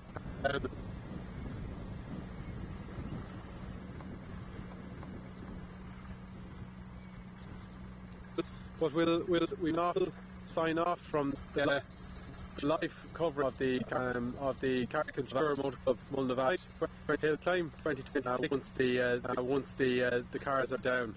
Today is the fourth. Today has been the fourth round of the Electro Championship and Sprint Championship, and you've been watching it on Vantage Point Facebook and YouTube. Some of you have also joined us. Some of you have also joined us on Irish Hillclimb Sprint Championship Facebook page as well. The coverage. Trying to get more interviews for you as well. We got of action further up the hill as well. It was very wet yesterday. Very wet. We've had all types of weather 2 days here. 2 days here. To deal with today, but they've done extremely well. They got the hard work done early, and they got the 5 runs in now at this stage. There, and Jay is just there waiting to bring the cars. Jay's just waiting to bring the cars back into the paddock.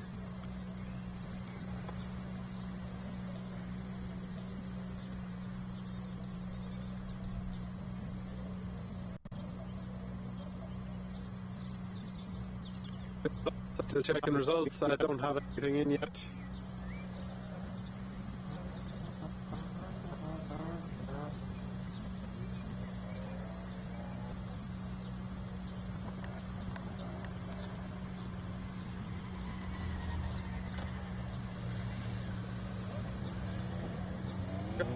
So here are the cars. Won't turning. I won't try with this microphone. I won't try to talk over the cars. So hopefully we'll have results by the time they finish their convoy.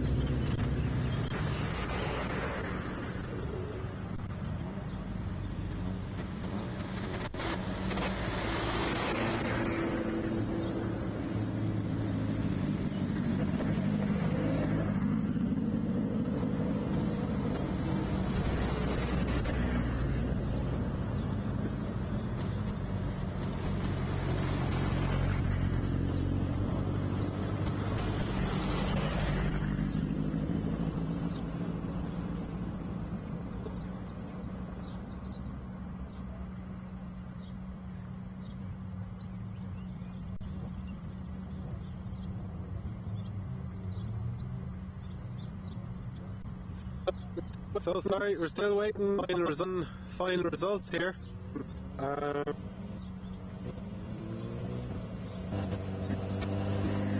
didn't seem to know. I don't know if they're going to wait the final times until they're officially confirmed. I'd like to call it. I mean, I think that all the speculation makes it sound like it's highly likely.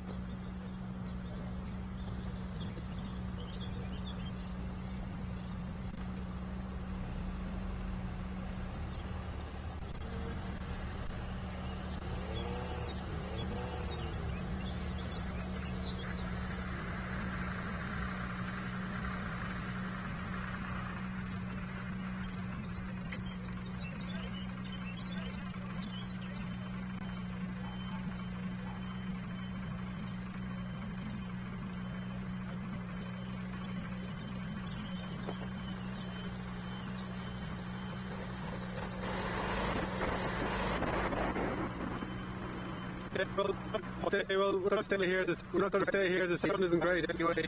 Tune into our highlights program. Finally, get the final result from the Carrick-on-Suir Motor Club. Climb, and for the results. Timing.irishhillclimb.com. Results there later. Thanks for joining us. Thanks for joining us this weekend. See you in Wexford.